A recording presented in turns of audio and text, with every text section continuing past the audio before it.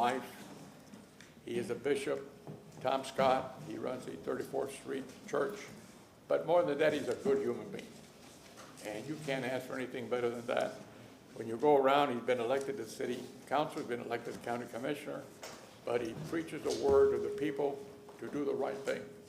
And no one can ask anyone to do it any better than Tom Scott does. So with that, Bishop Scott, I appreciate it very much of you lead us in the invocation this morning, and God bless you for who you are and what you've done for the whole community. Please rise and remain standing for the Pledge of Allegiance. Thank you, Council Miranda, and to the chairwoman this morning, who is my district chairperson, who is my representative, and to all of you.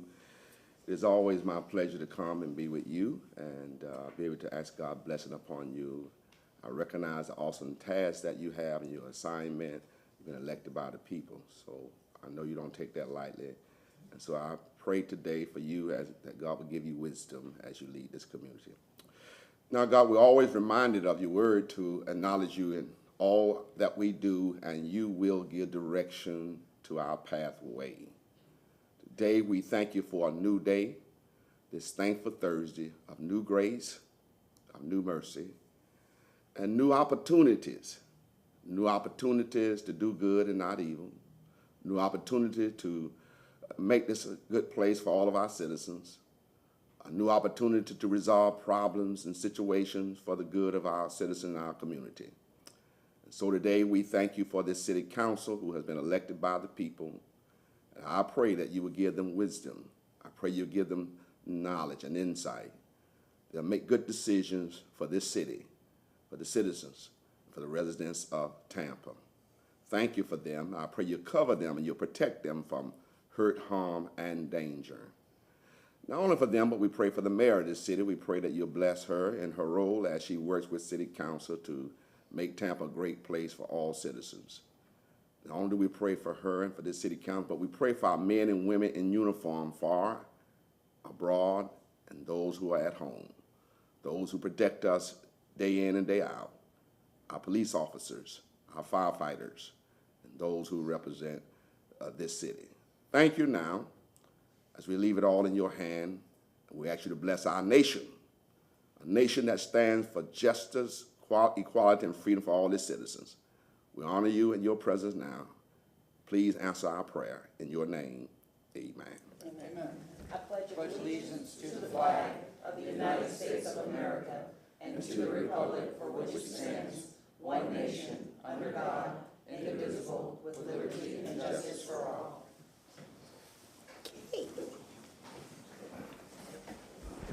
Okay, Ms. Soto, can I have roll call, please? Carlson? Here. Hertek? Here. Clement? Here. Maniscalco?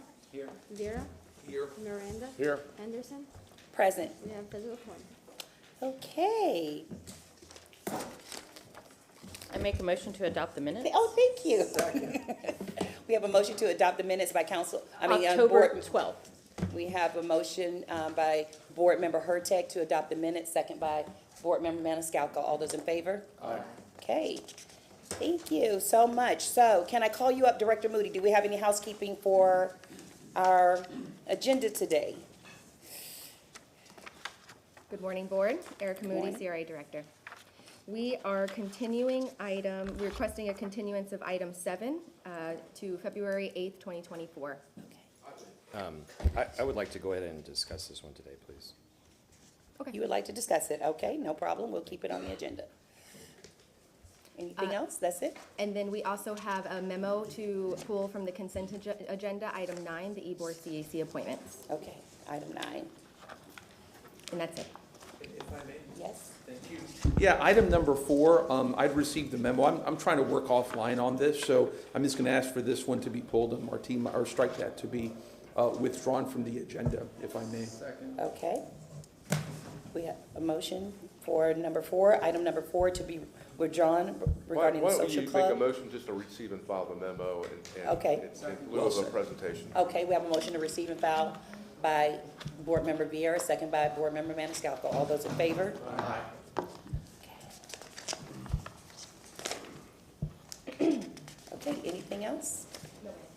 All right, so can we have a motion to proceed with this agenda with the changes? those in favor? Thank you. Okay, so we have public comment, and we're going to go with our online public comment from Mr. Randolph first. Good morning. My name is Michael Randolph, and I'm with the West Tampa Community Development Corporation. Today, I want to talk about our supplemental income during the economic crisis.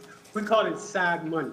The first one is professional business class training. This is an 8 to 12-week course.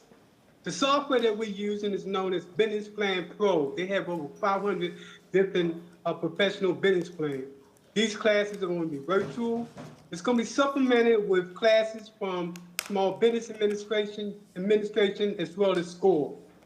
Added to this is access to folks like Warren Buffett, Bill Gates, and those other professionals to give advice to those people that are starting out. We searched the web and found people that started their own business. So you're going to find regular people that started their own business as well. Now, you have the potential to make anywhere from $1,000 to $10,000 in learning how to do business planning. This is augmented by our second class, which is professional grant writing, 8 to 12-week course, and you can earn anywhere from $20 to $200 per grant.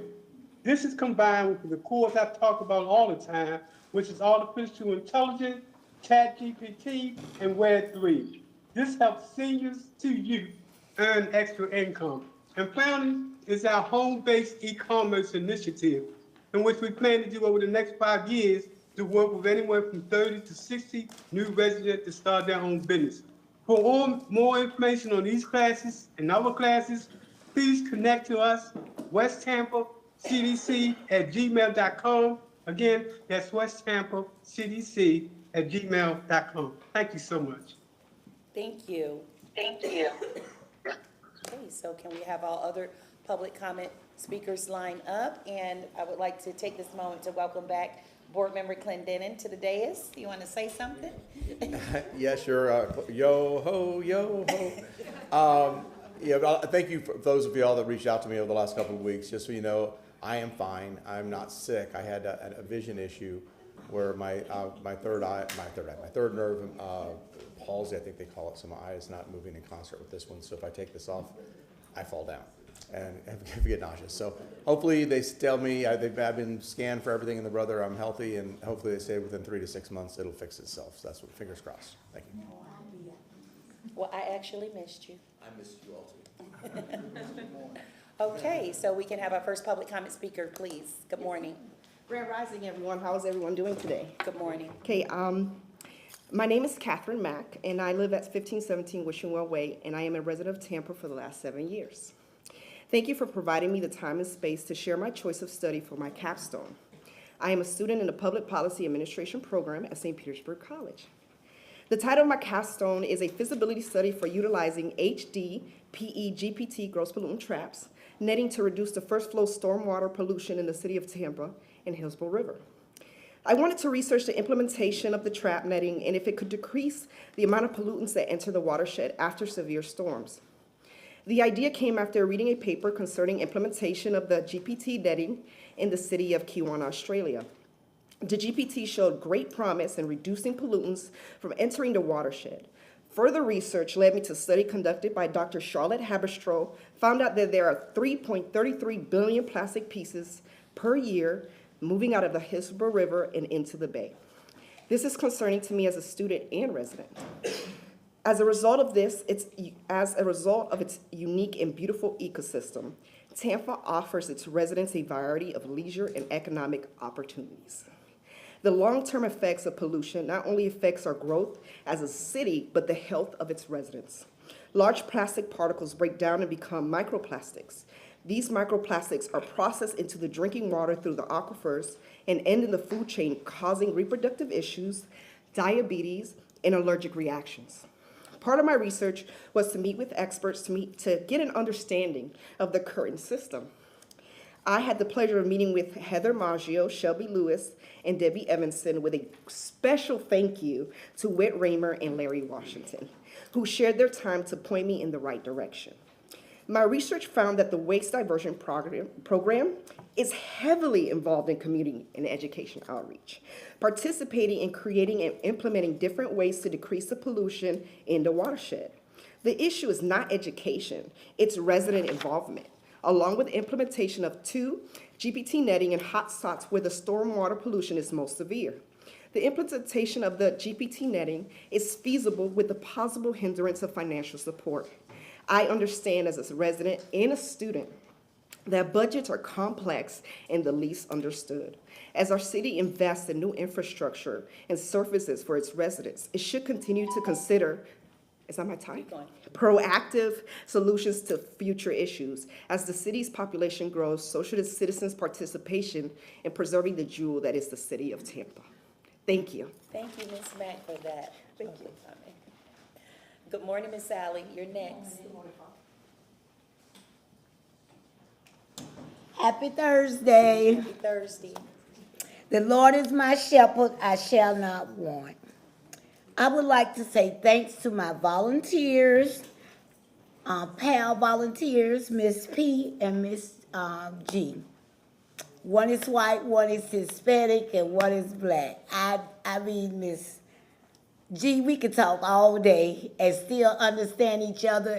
And right what she told me, my insurance policy that I'm supposed to send back to Tampa Housing was right what she told me, and we just vent and get along good. But let me hurry up. This is the last of my 45 miles for 5,000 miles for housing and homeless. I've almost reached my goal. And I am glad that they are helping an underserved mission. And I have like to thank Miss TT. She's a wonderful person. When I get into challenges with the mission stuff, she come right and straighten me out and get me back on track. Thank you, Miss TT. This is a poem that I wrote, which sort of explained how I feel. God always, I've been up since 2 o'clock this morning. He called me, I said, what you want me to do? I got something for you to do. Go get ready and sit before me. I found my paper and I wrote, he said, in that poem you've been finishing all the week? Okay, I got it for you. Sally, me and my skin, I am full of melanin. Costs a lot to fit in. I am black and I am proud. Have a chance to speak aloud. I was created in America. Keep an eye on the righteous path, and it must be creating unity.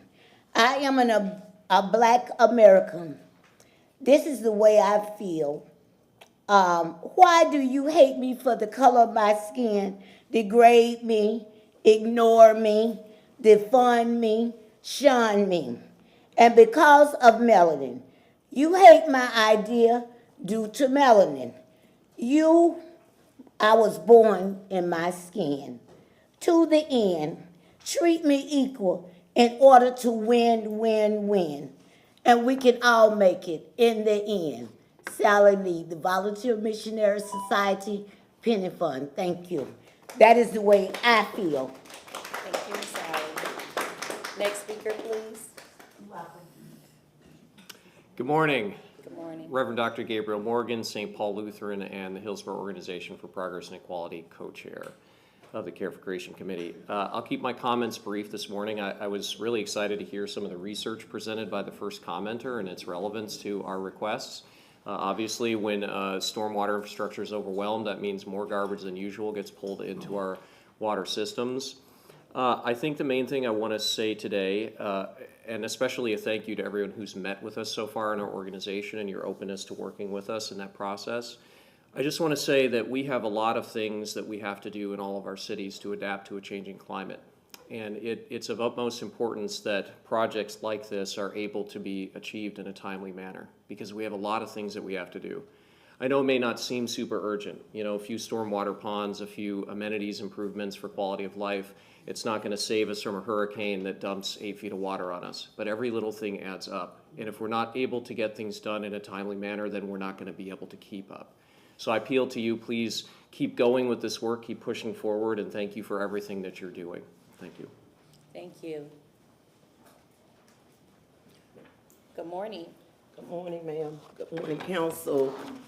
Under Resolution 568 that you signed in 2020, you talked about the creation and the support of declaring support for the creation of a reconciliation commission with a mission of studying and developing proposal to redress the enduring negative effect of the institution of slavery and the subsequently systematic discrimination directed at Tampa African-American residents. That was signed in 2020 by the four of you guys. And I'm gonna keep talking about it until we see some result of what you propose. Last week, this chamber was filled with people that was talking about the horror that occurred in Ybor City, with the emphasis on how do they keep their business going. And that's understood. But a 14-year-old child and another young man and others were killed and injured. And immediately we see funding for additional police officers, but nothing to address how are we going to move past these issues. Because before that 14-year-old child was killed, there have been many in East Tampa that don't even get a chance to grow into manhood, let alone into being grandfathers. How will this council moving forward toward 2024, as you cut up the pie, as you address redevelopment that provides leisure activity, how are you going to ever be committed to your proposal to redress the issues that give rise to that kind of violence? How are you going to deal with the poverty in East Tampa instead of piecemealing it in ways in which you feel is best fitted for our community?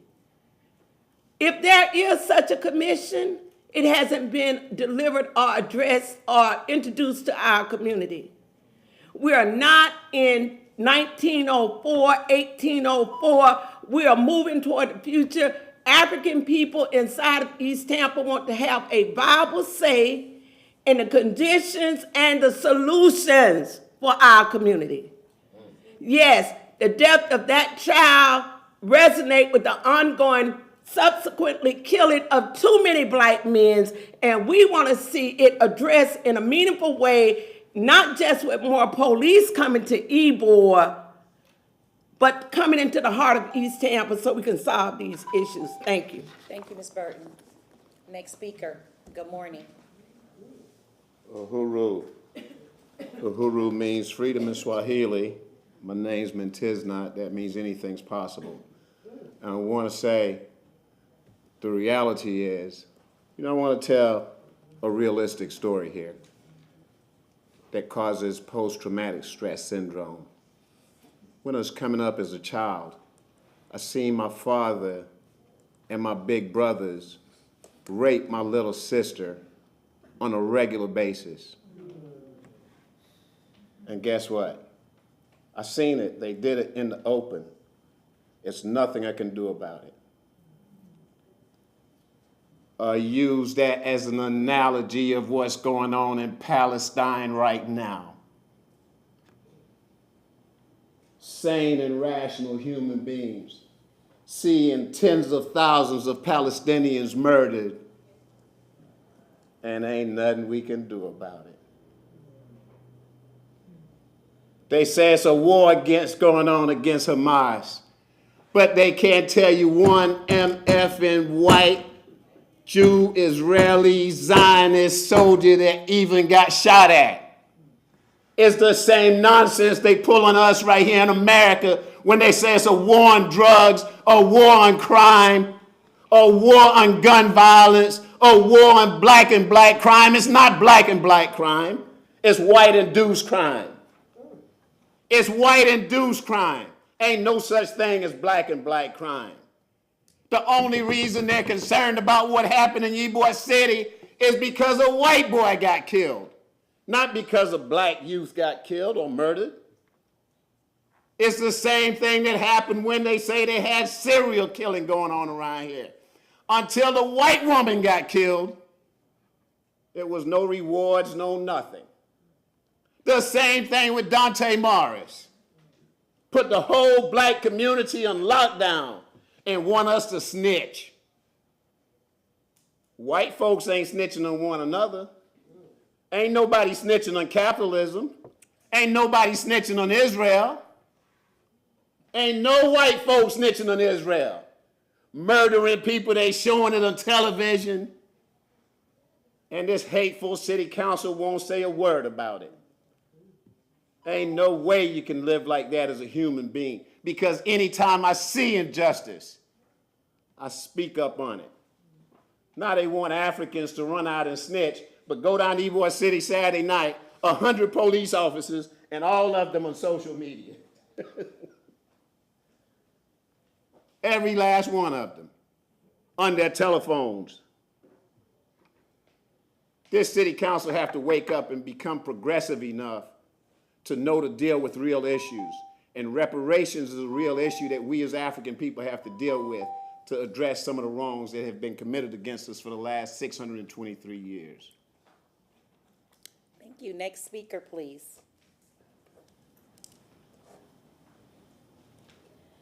Good morning. Allison Hewitt, resident and business owner in East Tampa.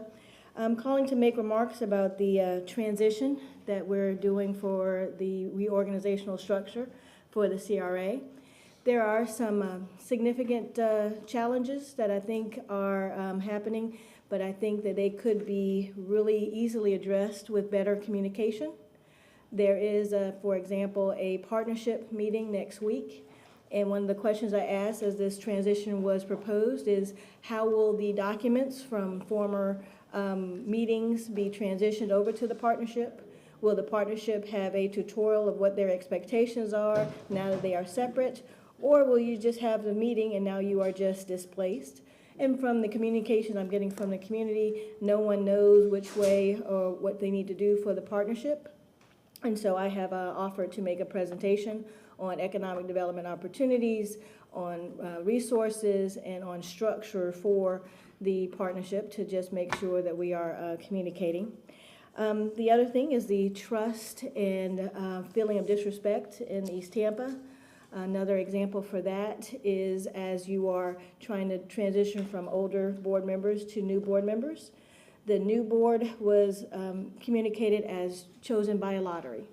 Like, we're going to have all the neighborhood associations, but we're going to be choosing them by a lottery.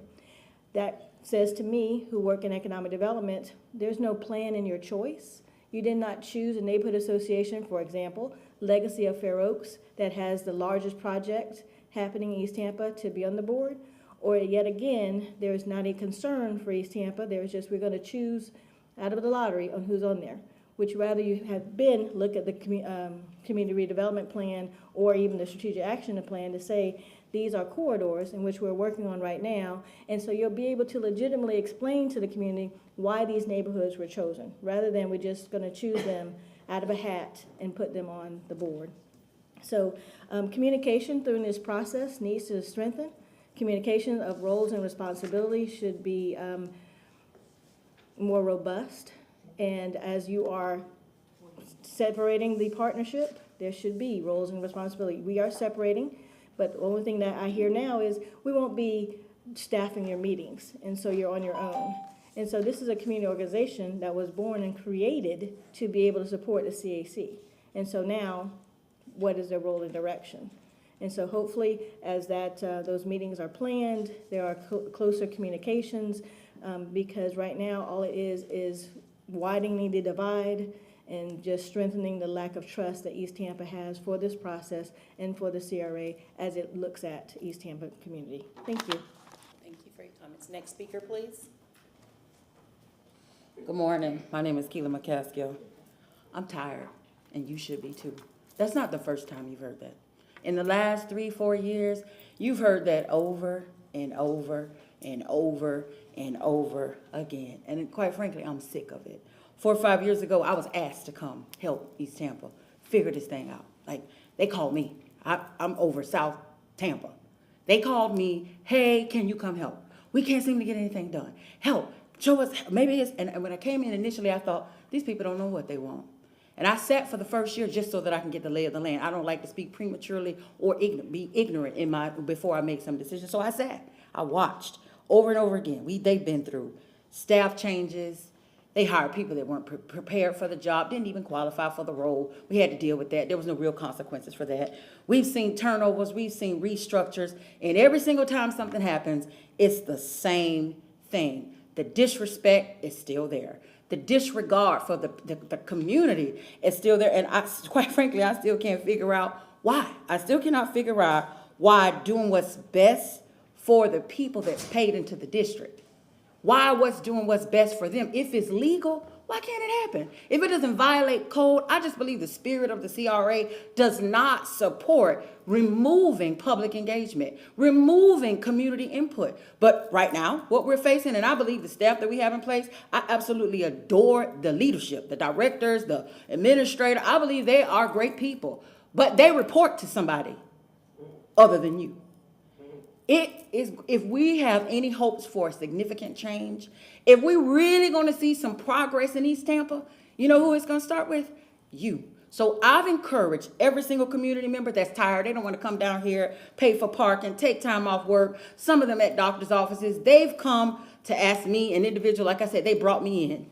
And they wanted to include some input from THAN. So I decided to bring the THAN, East Tampa, and every single neighborhood that wants to be progressive, that wants to make an impact, come learn from this group of individuals who would not accept what you're experiencing in East Tampa. They would be respected. They demand that. They would have progress and input from their community, from their neighborhoods, because they understand that they're taxpayers. They understand that they've paid. Well, they don't pay into a TIF, but this community does. So I've asked for a new engagement. So today I'm coming to say, prepare yourselves for a different type of engagement from the community. Instead of giving it to staff, the information, they're coming to you, each and every one of you, because the information that the staff gives you when they do their little weekly update is not consistent with what took place at the CAC board meeting. I would like going forward that in your preparation for CRA, you review the audio. You listen to the audio. If there's a video, you review the video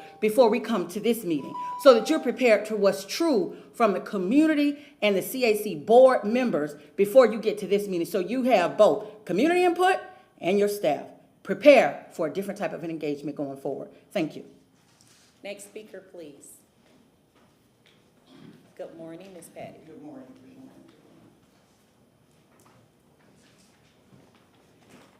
Good morning. I'm Bishop Michelle B. Patty.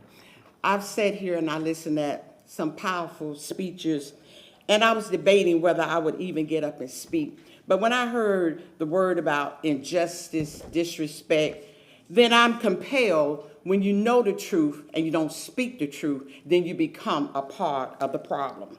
There was something that took place in these chambers just on last Thursday where someone spoke negativity, they spoke lies against a mother and a child.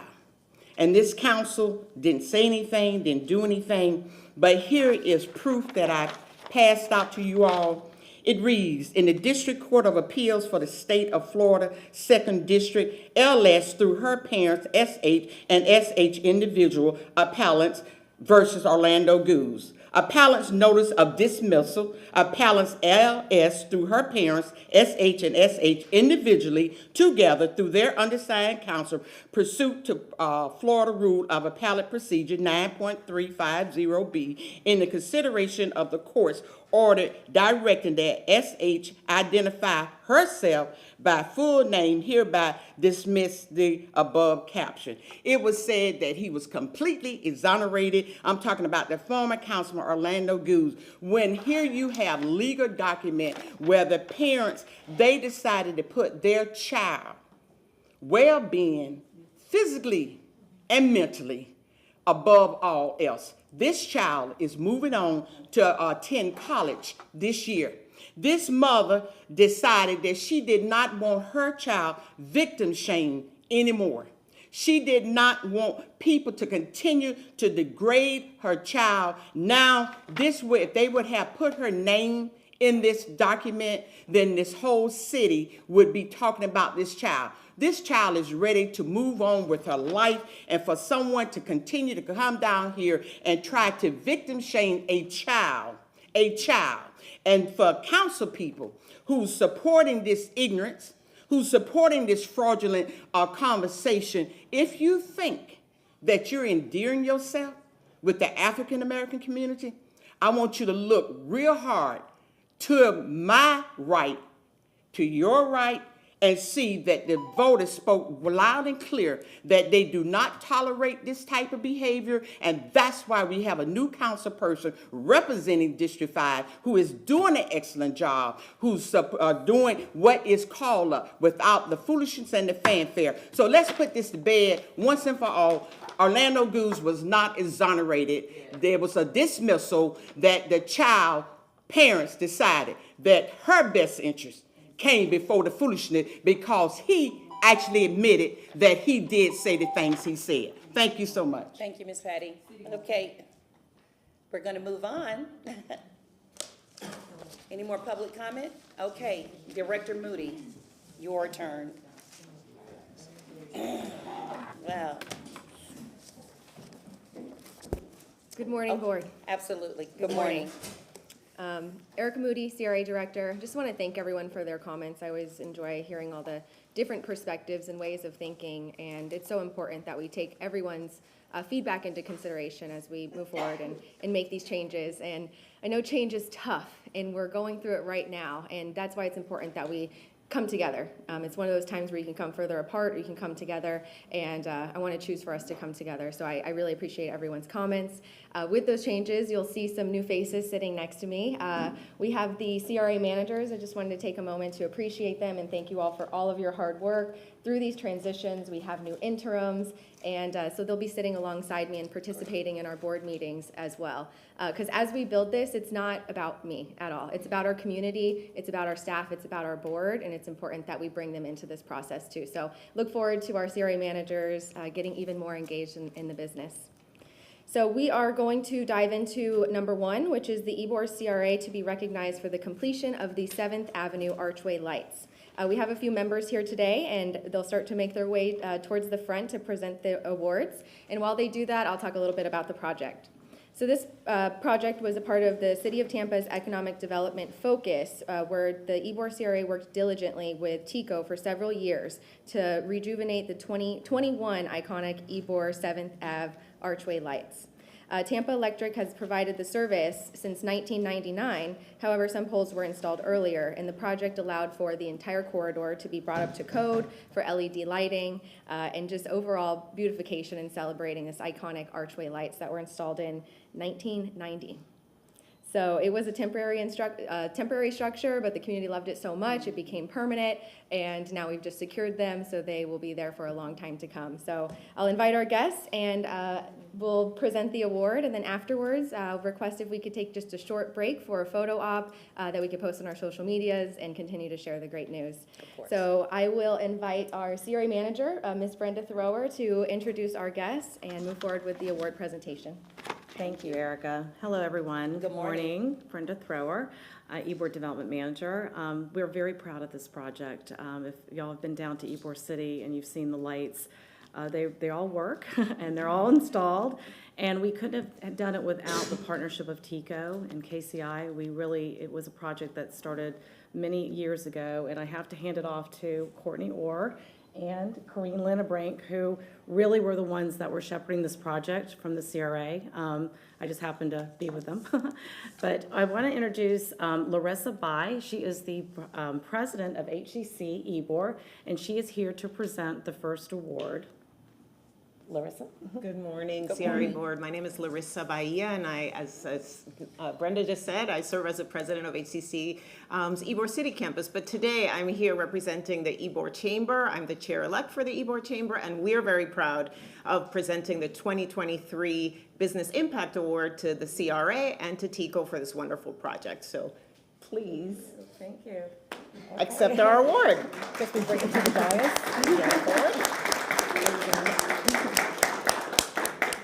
And if we could, Courtney, we're going to do a picture after, so here, I'll put the first award here. All right. It's beautiful.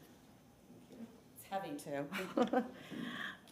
So we didn't just win one award. That was our first award. We won 2 awards, and we're very proud of this one as well. This came from the Hillsborough County Planning Commission, and we have the Executive Director, Melissa Zornita, here to present this award. Melissa? Thank you. I'm going to sit it down because it's kind of heavy. Good morning. Melissa Zornita, Executive Director of the Hillsborough County City-County Planning Commission.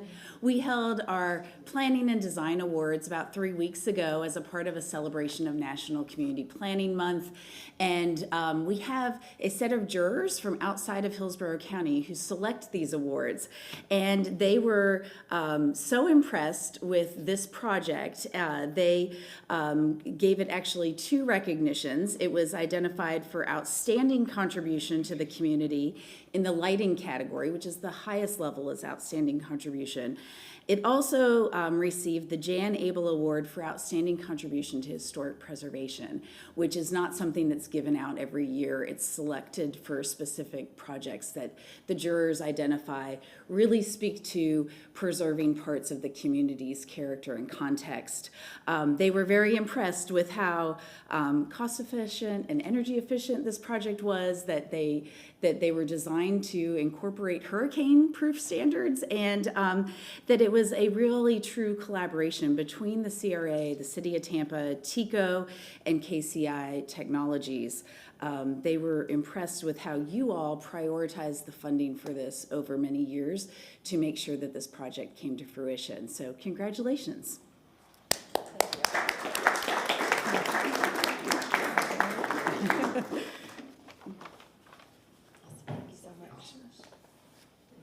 Great. Would you all like to take a quick photo? Yes. Any comments before we do that? Okay, we'll take a 5-minute recess and then we'll.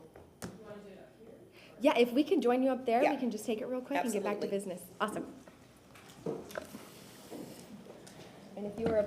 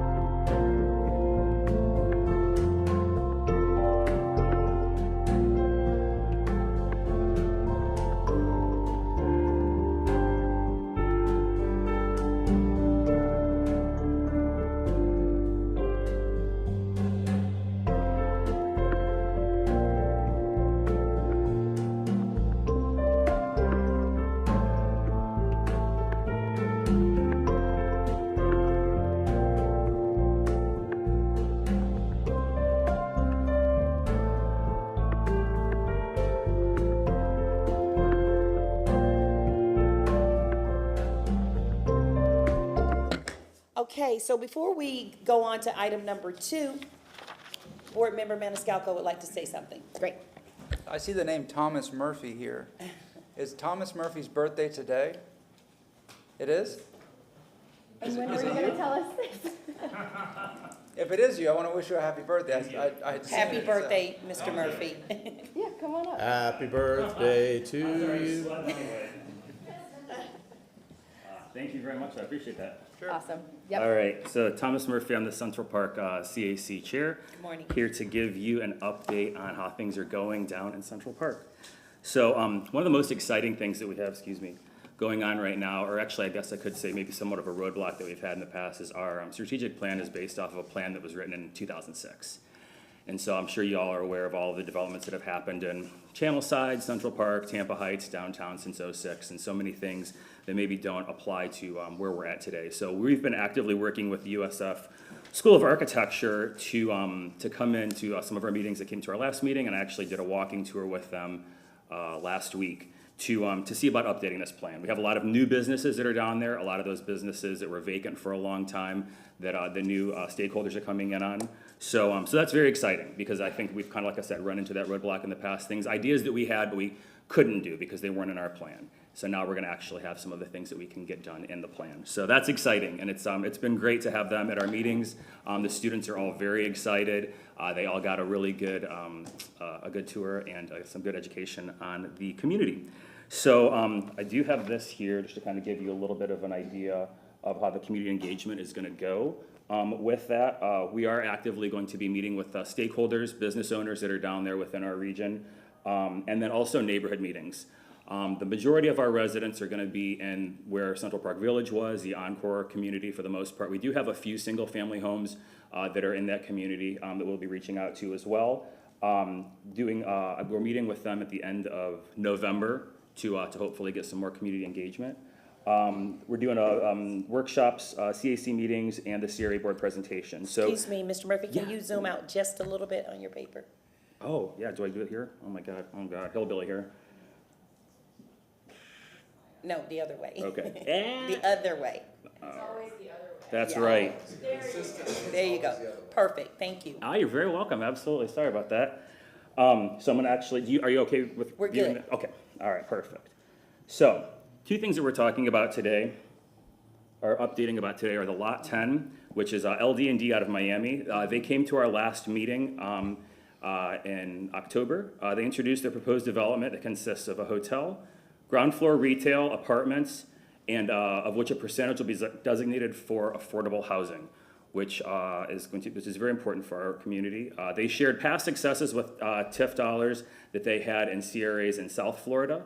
The developers' representatives will again present to the CAC next week on November 15th to provide the requested CAC follow-up information. So we had quite a few questions for these developers. They did a great presentation, but we just had some outlying things. So no motion has been made by our committee at this point. But things that we were wondering about, would the affordable housing units be clustered or would they be spread out among all the units? We were trying to make sure that they weren't going to have a segregated area with just the affordable housing and that. One other question that came up was why they hadn't asked for 100% of the TIF dollars to make the affordable housing, to make as much affordable housing as possible. They had said that they had proposed, I believe, a 50% in South Florida and a 95% at another project as well, and they both went over very, very well with that. That is showing any benefits or issues with mixing affordable housing into high-end luxury housing. And then Lot 10 is moving forward regardless of the tax rebate. That was a question we had for them. If for some reason y'all decided to not vote towards that, would they still be moving forward this project? And they said yes, they would be. Basically, with these TIF dollars, that's just going to say whether or not they're going to have affordable housing there on that lot. So as a committee, we've been pretty proactive on that. They're coming back to establish support and helping establish affordable housing as a component to the development. So now this next one is Lot 12, which has come to quite a few of our meetings. That's the Patel Family Foundation. They provided their initial presentation to the CAC, I think it was in September. It says October, but it was in September. They introduced their proposed development that consists of medical, a grocer, and apartments. They are requesting TIF rebate from the taxes from the taxes their development would generate. The CAC had several follow-up questions and thoughts that were collected and sent to the developers to respond at or before next week's meeting on the 15th. The CAC requested additional detail on the project in totality, such as the number of units, rental rates, minority breakdown, why the grocer is half the development's overall costs, questioning the high-end grocery store in this location, how it would benefit the people displaced, and will minority businesses be incorporated in this build-out. Currently, there's not been a CAC motion on or against this proposed project. The direction provided to the developers was to further vet their increment rebate proposal with the Central Park CAC prior to advancing to the CRA board. Any questions on either of those? No question, if I may. Yes. Yes, sir. Board Member Miranda. That's right. True and true. Turn on your microphone. All right. So next, Perry Harvey Park. I'm sure that you all have seen the vandalism that's happened in Perry Harvey Park. I don't know if you all have had an opportunity to go down and see it face to face. It's heartbreaking. It really is. It's insane. And that was another part of the tour that we took with the USF students to really show them up front. Somebody was angry. Somebody really beat the heck out of these glass pieces of art. So this is an active police investigation. We had met with Brad Suter, was that correct? With Parks, had come to our last meeting and given us an update on that. Something that we had learned is this artist has a similar art project that was in California, and something similar happened there as well. And I'm not sure if that was also like a hate crime or if that was something that was just vandalism in general, but it was something that happened on the West Coast as well. So the city's working with risk management regarding insurance, and it was insured, so the city's gonna meet its deductible for $5,000. Art staff has documented the damage of each block, because each single one of those has at least one block that has been smashed out. So they have been saving shards of the glass and doing color matching. Park staff has moved to secure the site with silicone, and this is still active damage, and to provide recommendations for repair. From what we've gathered, this artist is very unique, and they were pretty much the only one that knows how to fix this. So the art staff is in contact with the arts rendering the feasibility of him making the repairs. He has retired. However, he is doing a similar project, like I said, in San Francisco in early November. After that repair, he's going to evaluate the success of that and then look at ours. So again, I don't know the extent of that damage that was in San Francisco, if it was just one or if it was something larger. But once repaired, the city will install some level of protection to cover if this is deemed the best approach after the discussion with the artist, the conservator, and the Parks Department. So this is still this is just following up on that as well. So if for some reason repairs cannot be made, art staff will work with Parks, the artists, and the community on rebuilding. Temporary signage is being developed that addresses the vandalism, and it will be printed and installed ASAP. And this is on a side note, one of the members of our committee offered an idea to say, what if there were art students in the area that were able to come and sit in on this process of him fixing this and whatnot. So heaven forbid in the future, anything like this were to happen again, once this artist, heaven forbid, is gone, what are we gonna do in that situation? So she had mentioned, what if we had some local art students come in on this project and see how this repair was made, so that, again, if something like this was to happen, we would have that as well. So any questions on that? Yes, sir.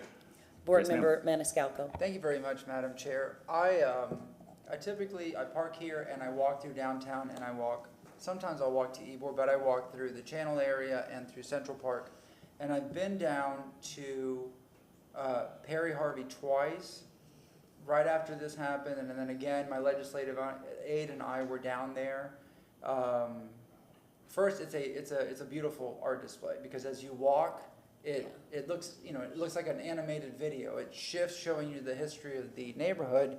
And I was wondering, did they shoot at the glass because there's some very pointed holes, or they just took a hammer? Because with a hammer you can do that kind of damage. So getting to the point, the artist comes down to fix it. I saw the silicone to fill it in, and that's a good idea of showing other students and other individuals how to do it, because there's specific square tiles that have waves in them that allow for that transition.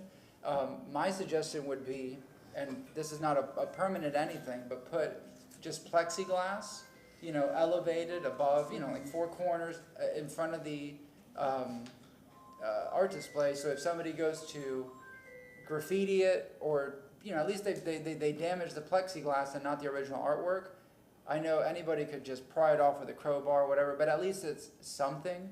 Because this is the second time this has happened. This is not the first time. It wasn't this extensive, but they shattered a couple of tiles. This time it was, as you walk from each panel, it's, you know, somebody just walked by with a hammer. I don't think it's, I hope it's not a hate crime, but it's just blatant vandalism. I mean, we got a ton of graffiti through downtown, especially on any brick buildings that we have. That's very hard to get off, but in this case, I don't know. I know that, you know, it's a wide open park. I don't know about security. I know there are some cameras, but perhaps we need to just put better surveillance there, just at least so we can see what's happening. I mean, I know people that are houseless, you know, they're in the park. I mean, it could be anybody. Anybody could drive up and, you know, it could be, you know, rowdy kids, whatever.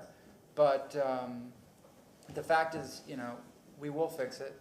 You know, $5,000 is $5,000. It's a lot of money, but perhaps we do plexiglass or some kind of safety measure to protect it in the future. You know, at least from you know, give somebody pause before they just, you know, wide open, just hit it with a hammer. So, you know, I just want you to know that I've been down there twice, I've seen it, and I'm glad to know that we're going to fix it, and hopefully it doesn't happen again. Thank you. Board Member Vieira. Thank you, Madam Chair. And I agree with everything Councilman Maniscalco said, especially on taking other measures so that this doesn't happen again, so it can be further protected. And, you know, what's really hurtful about this is that this park was such a grand expression of deference and respect and dignity for a part of Tampa history that has been ignored and maligned and set aside, abandoned. And when this happened, it struck an emotional chord, obviously, with a lot of people. And that's the main issue, is it's a park that talks about a history that's been ignored. So to see it, you know, defaced like that and attacked like that is especially acute. If that happens to any of our parks, that's terrible. But this is a very, very unique park. And I know Chairwoman Henderson has talked about this many, many times in terms of what this park means to our city of Tampa. So that's the main issue. But again, yeah, if something could be done so that, God forbid, if something like this happens, somebody attempts to attack it again, they'll have a bit harder time. So, but thank you for your report. We appreciate you. Yeah. Board Member, what's your name? Carlson. Board Member Carlson. Yeah, I just want to say we shouldn't tolerate crime. We should not tolerate hate crimes. But I remember when this park was built, there was a lot of discussion about why this was built in glass. And I just hope that we never build another piece of public art out of glass either. It's not the fault of the artist or the glass that got hit in a hate crime, and any sculpture, any piece of art could. But I don't think we should make art like that out of glass again. And if it ultimately happens, if the artist is not around to repair it in the future, we need to come up with something that is respectful of the history of the community, that's going to last and won't be hit with hammers. Thank you. Any other comments? I'll double down on what Councilman Carlson just said. I think that, you know, he and I both are, I think most of the folks up here on council are big proponents of art, but the right art in the right place. And, you know, you wouldn't put something that's not weatherproof outside. You know, you have to take all that stuff into consideration. So I urge city staff and everybody that's a part of our process of procurement to be very diligent as we move forward of where we place our artwork. And it is a shame, because it is a beautiful installation. I love the movement as you walk by it, and it's a shame that but the right art in the right place. Okay, thank you for your report on that. We can move on to Johnson Brothers Homes. Absolutely. So Johnson Brothers Houses, this homes, this is going to be one that I believe THA will probably have a little bit more information for you, but I will give you what we do know from our meetings. So the Tampa Housing Authority has completed the architectural design and construction cost breakdown for both the homes. And I don't know if last time we had spoke, you were aware that they will be saving both of the homes. It was kind of a 50-50 for us at one point. We didn't know if the one that had, I guess, more modernized updates was going to be able to be considered historic as well, but they are able to save both of them. So that's a huge win for the city and a huge win for all of us. So I think that's amazing that they're gonna save, because those are the last two scrub houses. That's it, you know what I mean? That's it down there, so. What they're going to, the THA has received a design approval from the Barrio Latino Commission as well as City Council. Now THA is presenting with the project to fully restore both homes on, for either, they haven't decided if they're gonna do them for sale, if they're gonna have them for rent, if they're going to do like a land trust, but they're still deciding on that. The THA also owns the remaining lots along Scott Street, because again, those are the only two structures until you get to the Ebenezer Church and then St. Peter Claver on the corner.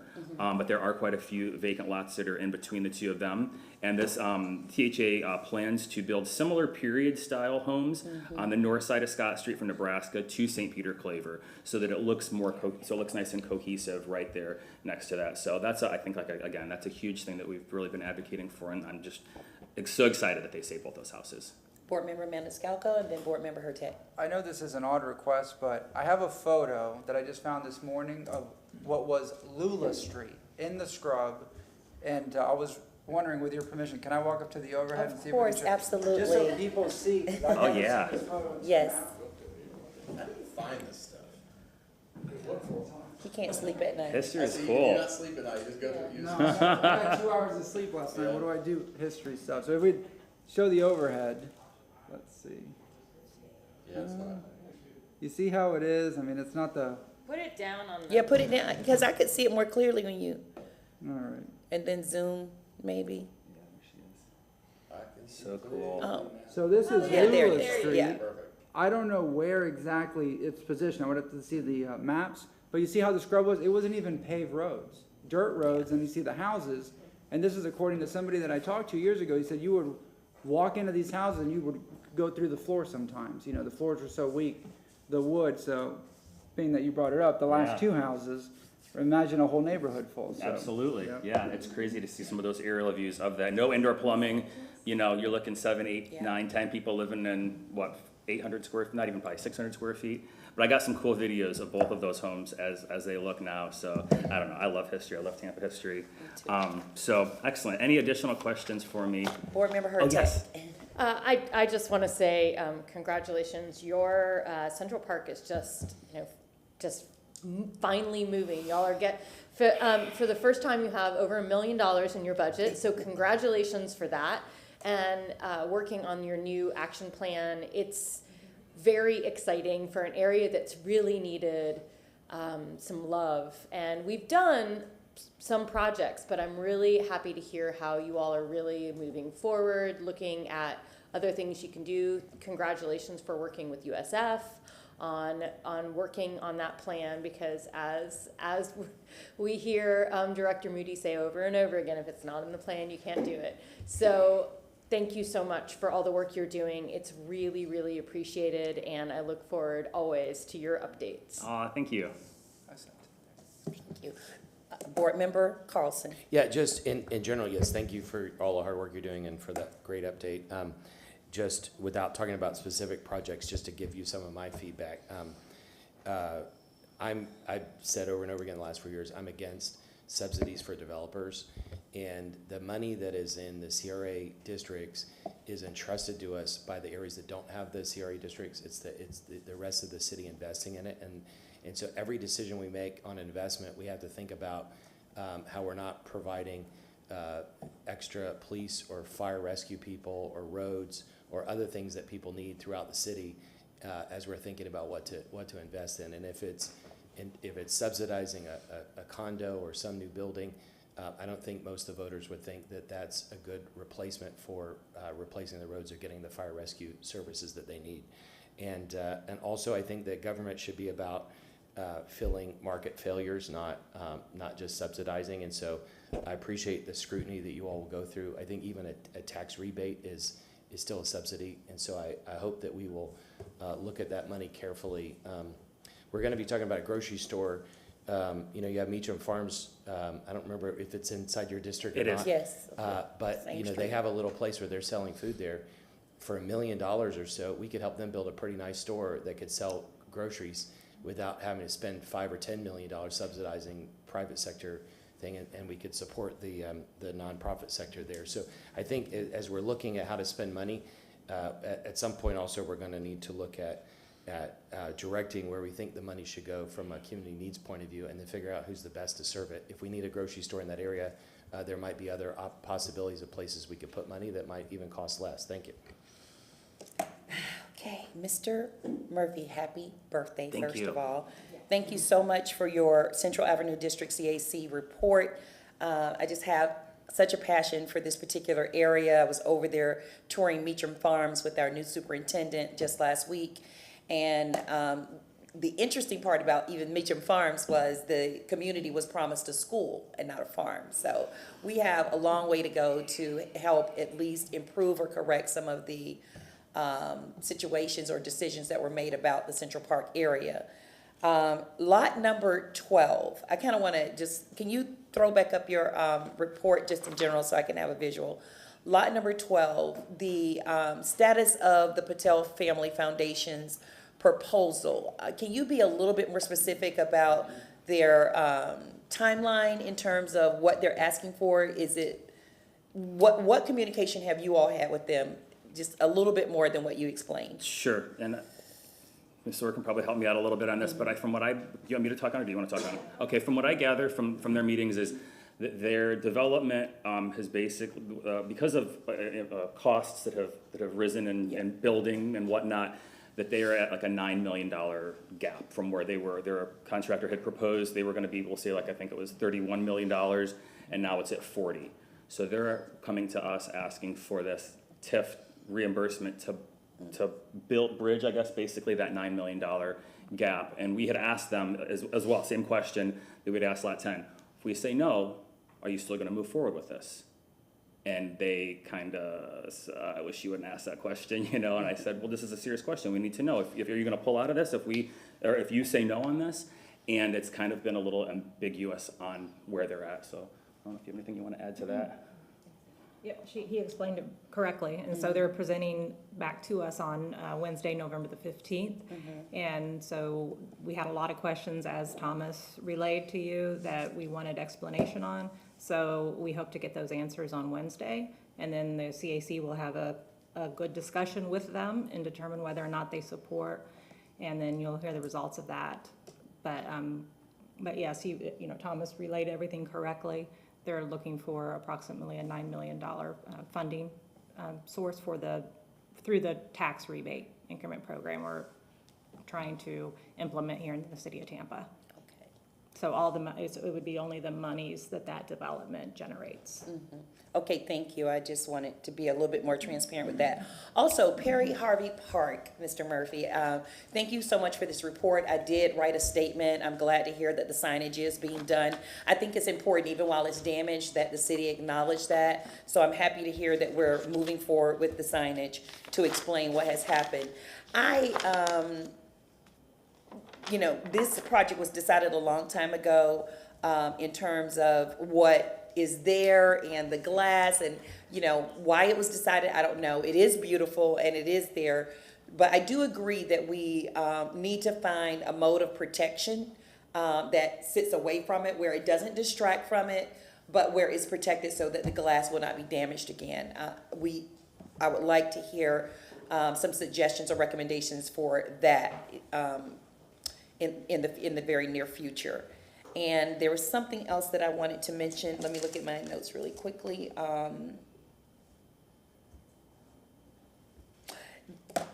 The set aside for the lot number 10, hotel, apartments, and retail. Can you, the hotel and apartments, but not purchasing, there's no townhomes, anything that people can buy, affordable housing, it's gonna all be lease space that they're planning above the hotel, that goes in conjunction with the hotel? I believe so, yes. Okay, so the set aside for that, are they looking at a 10% set aside for affordable housing, or that's what they're considering? 11%. 11%, oh, they want to put percent in there, Yeah, okay. but that's if we do 100%, correct? And what was the quantity of the apartments? How many? I can speak to this. Please, absolutely. Hi, Board. This is covered under the Director's Report, so we can start to slide Okay, into yeah, the that's Director's no Report problem. as well. Oh, any more comments? Board Member Hurtak, I think, has a comment, and then we can Thank move. you so much. I had a question just in general, and probably not for Mr. Murphy, but I thought maybe Director Moody might have the answer. Yes. And it kind of goes into the same thing, and as Board Member Carlson talked about it made me think, the TIF rebate, what is the length of time for that rebate? Does it stop at a certain amount of money? Does it go on forever? I think these are the good questions that we have to ask when we're considering rebates. Certainly, certainly. Oh, it looks like Mr. Drum goes also. Here he comes. You want me to give it my best? So with the TIF rebate, specifically with Lot 10, it is looking to provide the affordable units until the lifespan of the CRA. So it's until the sunset of Central Park and downtown. So Lot 10 has 2 CRAs that they're going forward. They went to the downtown CRA and they voted in support of it. So with the TIF rebate, with this one, it's looking to the lifespan of both of the CRAs. And it's not issued until the project is realized. They get the certificate of occupancy. About 18 months later, the property gets reappraised, and then they pay the new tax roll. We get a copy of that, and that's when the reimbursement would be eligible. How can it be eligible for 2 CRAs this is where I'm now, I mean, so you're, okay. We have a couple projects coming that are split between CRAs. So this one is, like I said, between downtown and Central Park. So we've got the boundary specifically, and we can only pay for the work within that boundary with that CRA. So there has to be a clear separation between the development, which makes it complicated. And I'll be speaking on the Gasworks development that's coming forward, and that spans across 4 different CRAs. Yeah, wow, So it's because that challenging. just strikes me as odd. I mean, I guess the downtown must go a little higher than I thought, but so that's for that one. So basically, though, by and large, a rebate would only be to the end of the life of the CRA, or is each one different? Each one is different, depends how it's structured. This one is to the lifespan of the CRA. Encore Lot 12 is until the amount recovered. So it's at $9.9 million. So once they get the rebate at that amount, then that's when their reimbursements would stop. So it's not until the lifespan. Okay, so it really can depend. So yes, I think we need to really consider, because Definitely. So thank you. That brings a whole new level. I appreciate it. Thank you, Chair. Yes, you're welcome. Okay, we can move into your report. Board Member Carlson for the 3rd time. I think this is just second, right? No, but I think this gets back to the philosophy of are we focusing on the C in CRA or R in CRA? If we're focusing on redevelopment, if our only goal is to build new buildings, then we'll give all kinds of rebates. But the purpose of CRA, in my opinion, is to build community, and community is not building buildings. This issue of Encore, the Housing Authority with Bank of America with a C launched Encore 25 years ago, and this land is still not developed. That's their issue, not ours. We should not be going in and subsidizing another agency that's subsidizing something else. And so we have to think very carefully about this. Until a month or 2 ago, when City Council raised the road repair budget, the road repair budget for years was only $4.1 million. And so one developer is asking for more than 2 years worth of road repair. And the parks repair budget is only $5 million. And so we're talking about 2 years of that. And with a tax rebate, that means that the citizens in the city are not going to get any benefit or get less benefit from the taxes it'll generate. The only reason to potentially justify subsidizing development is to get the tax back. If we're going to subsidize affordable housing, then we need to look at it on a per unit or per square foot basis and figure out what are the best ways that we can incentivize affordable housing. But offering huge rebates like that to developers just because they ask, I think is completely reckless and irresponsible. Thank you. Okay, thank you. We'll go into our director's report. Yes. Well, good morning again. Erica Moody, CRA Director. And we can continue that discussion because the developers are looking to come forward to the board. As you know, right now, they're making their ways through the CACs. And I would love to tee up a couple of the projects coming to the board and be happy to have one-on-one meetings with you, staff, the developer itself and work through all the intricacies of the deal so you feel fully informed and confident in making a decision. And it really is at the pleasure of the board and our priorities that we've set through our objectives and seeing if they align with the mission that we've set, as well as the redevelopment plans as well. So if you don't mind, I'll kind of, since we're there, I'll move forward. Sure. So we have Encore Lot 12, or Lot 10. We talked about it a little bit. It has been voted in favor from our downtown CAC, and they will be presenting at the Central Park CAC on Wednesday, November 15th. Those meetings are open to the public. You're able to join virtually, and anyone who's interested, I definitely encourage them to see how the process works. So they are looking to come and present to the board at our December 14th meeting, and if you are interested in hearing from them, I would kindly ask for a motion to invite them to come and present. Okay, can I have a motion? So moved. Second. Okay, we have a motion by Board Member Hurtak, second by Board Member Maniscalco. All those in favor? And to clarify, this presentation would be at the December 14th CRA? Yes. For Lot 10? 10. Okay. Lot 10. just- Okay, all those in favor? Didn't you tell me that December Can is we- really crowded? Oh, Oh, yeah, we're going to be It here is for a full. while in December. Yeah, but we're gonna be here a little while today, so that's the upside. All those in favor? Any opposed? Motion carries. Thank you. Great. Thank you so much. And then we'll move into the Encore Lot 12 discussion. As we know, this is the grocer looking for about a 9.9 million rebate, and we'll make sure that you have all of the information in advance. And they're also making their ways to the CAC, so I would kindly ask for a motion to invite Encore Lot 12 with the Patel Foundation to come and present to the board. Can I have Do you have a date? On December 14th. 14th. Okay, yes, so and- December 14th, Lot 12, I will motion for that. Thank you. Board Member Hurtak made the motion, second by Board Member Maniscalco. All those in favor? Aye. Okay, that Nay. was, and all those opposed? Nay. No report. Okay, so we have one nay. Thank you. Thank you so Motion much. carries. It is a tight. Can I just, meeting. Yes, Yep. Board Member Carlson. I think we need to make a fundamental shift in the CRA. Number one is going to the C instead of the R. Something like this that's half-baked should not come before us. It shouldn't even make it past an initial screen, either one of these, in my opinion. But more importantly, we need to transition, I'm asking my colleagues, we need to transition from a grant-making organization to an RFP organization. If we want a grocery store, we should say, within that CRA district, we'd like RFPs for a grocery store and have people bid on what they'll build and how much money they need. And then we can compare which ones. But right now, we have one person coming in asking for something. We don't have any other bidders, so we don't know what it would be. The same thing with affordable housing. If we've gotten feedback from some projects the city's done that if they put a certain amount of money in, other nonprofit developers say, well, why didn't you ask us? We could have built twice as many units. So within a district, if we're going to subsidize affordable housing, which we said we would, then we need to say, we've got $5 million for affordable housing. How much can you, who wants to participate and how much can you build? Instead, what we're doing is we're responding project by project, and we're not being strategic and we're not being efficient with the dollars because anecdotally, we're hearing that we could get a lot more for our money if we allowed other people to bid on it. And so I may make a motion later.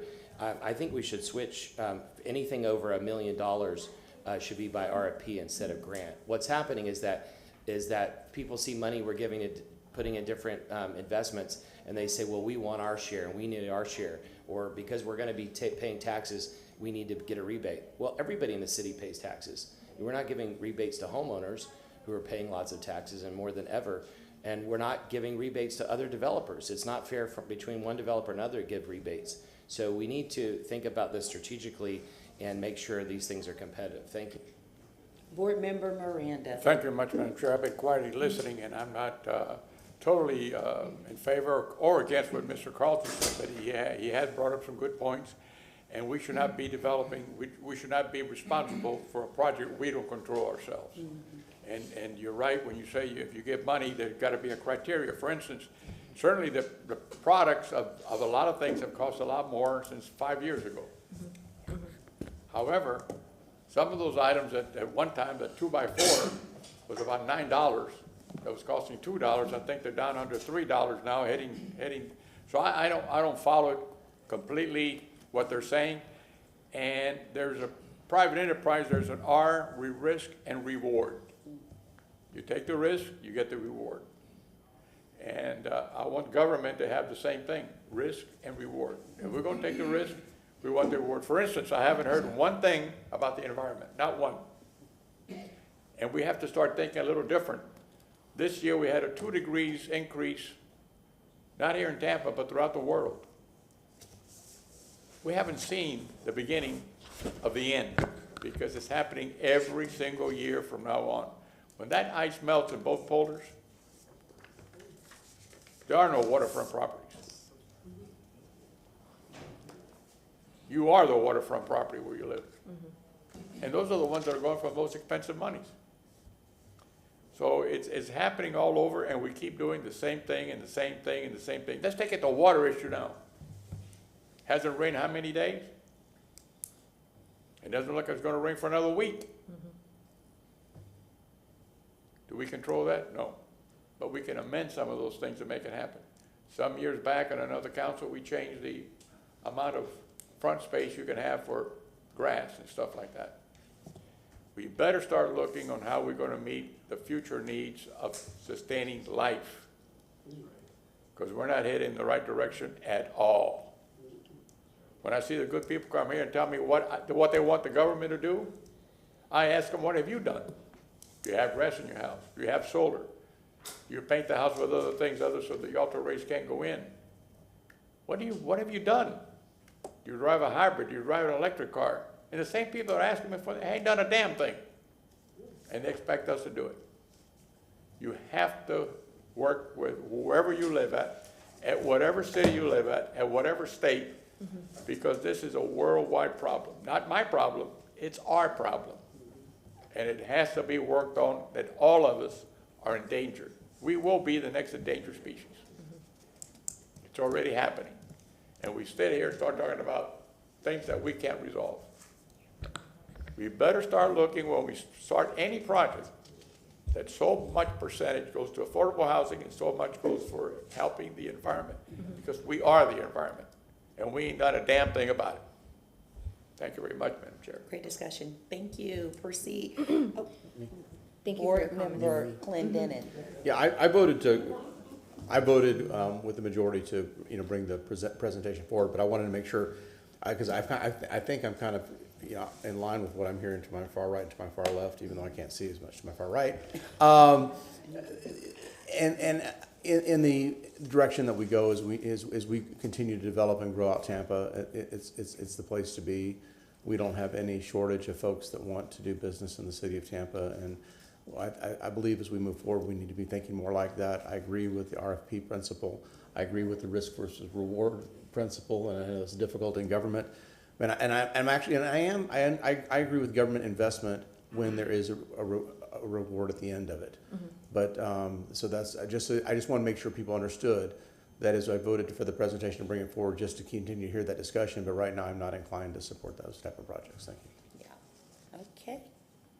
Thank you very much for sharing your comments. Thank you. We have more people who want to come to the board, so I'm going to tee up some additional. We also are working closely with the Tampa Museum of Art. As you know, that we have committed $15 million to them. They've been getting their project design, development, and now they have some true costs, so they're ready to come back and make their official request to the CRA. So we've been working with them, and they went to the CAC, and we've budgeted out in the 10-year projection of where the numbers would come from in the budget, and it is doable with their request. So I would kindly ask for the board to invite them to make that presentation. Do I have thank you. Second. On December 14th. Any discussion? Board Member Carlson? Yeah,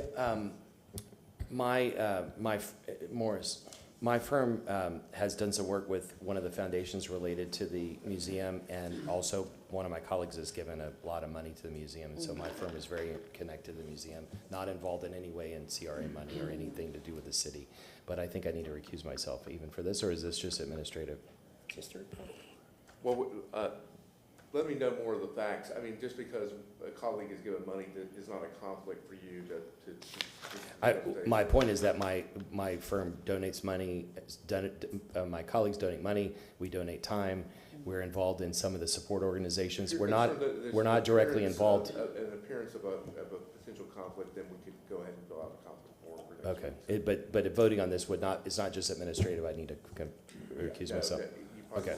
Yeah. I think they're coming forward with their refined ask to CRA. Yeah, I definitely would recuse myself on that. But just so everybody knows, my firm is not involved in anything, in any client related to the city or the CRA, and we're not involved directly with the museum that is asking for this request. Thank you.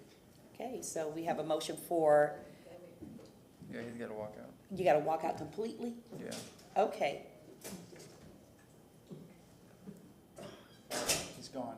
so just for my sake, so he can't even hear the motion, okay? No. So, he can't, okay, because our speakers are on out there as well. It's The just a matter of idea. formality, okay. So we have a motion for the Museum of Art to come report by Board Member Clendenin, second by Board Member Maniscalco. All those in favor? Aye. Any opposed? Motion carries. Great. Okay. Thank you so much, Board. And just out of full transparency with the Tampa Museum of Art, their construction costs, of course, have increased along Yeah. with every other developer. doesn't So the surprise us. request is going to be more than 15 million. So they have a great presentation prepared, and we'll, of course, share that with you in advance and have meetings to brief, so you have all the information. Okay. And then we have one more developer presentation that would like to come forward to the board. I know we've heard a lot about Gasworks in the works, and they have come to the downtown CAC, and they are also going to the Ybor CAC as well as the Central Park CAC. So this has been a lot of staff time and work of delineating the boundaries of each CRA and the work that can be funded within those boundaries. And they're really looking to do more public realm improvements, restore some of the street grid, underground utilities, and it's more of the public realm infrastructure. So they are looking to come forward to the board on December 14th as well. So I would kindly ask for that motion so we can receive and hear that. Okay, discussion by Board Member Carlson. Yeah, I'm aware of these discussions that are going on. If it is infrastructure that's being paid through either the city or some other related entity, I might be in favor of it. If it's direct reimbursement to a developer, I'd be against it. So what I would prefer is if there's an entity that's asking for infrastructure investments, that be the agenda, but it's not a update on a real estate project. Is there an entity that can come ask for the infrastructure investments that are needed? These are infrastructure investments that would be owned by the city, correct? These are it's not a case where we're giving a developer money and it's enhancing their building. It would only be a discussion about enhancing the city's infrastructure that the city owns. Yes. What entity could do that? Yes, sir. So the terms are being structured to where a CDD would be established and it would be paid, we would pay the CDD, and you're correct that it Is would there all any be representative of the city. CDD or someone who's putting together the CDD that could present to us? Yes. So I would make a motion to ask a representative of the CDD to present on the infrastructure, the city-owned infrastructure investments that that are proposed to be made. Yes, sir. What does CDD mean? A CDD is a special district that's formed. They are, and this would be the case here, generally developer controlled. But they are an entity that are allowed to levy, if they are approved by you all, actually, the city council, they can levy special assessments to pay back bonds. They borrow the money to build the public infrastructure that they need to put in the ground. But can I add this? A CDD typically is set up to build the infrastructure. It's like a no recourse, meaning the developer is not putting liability in to build out the initial infrastructure.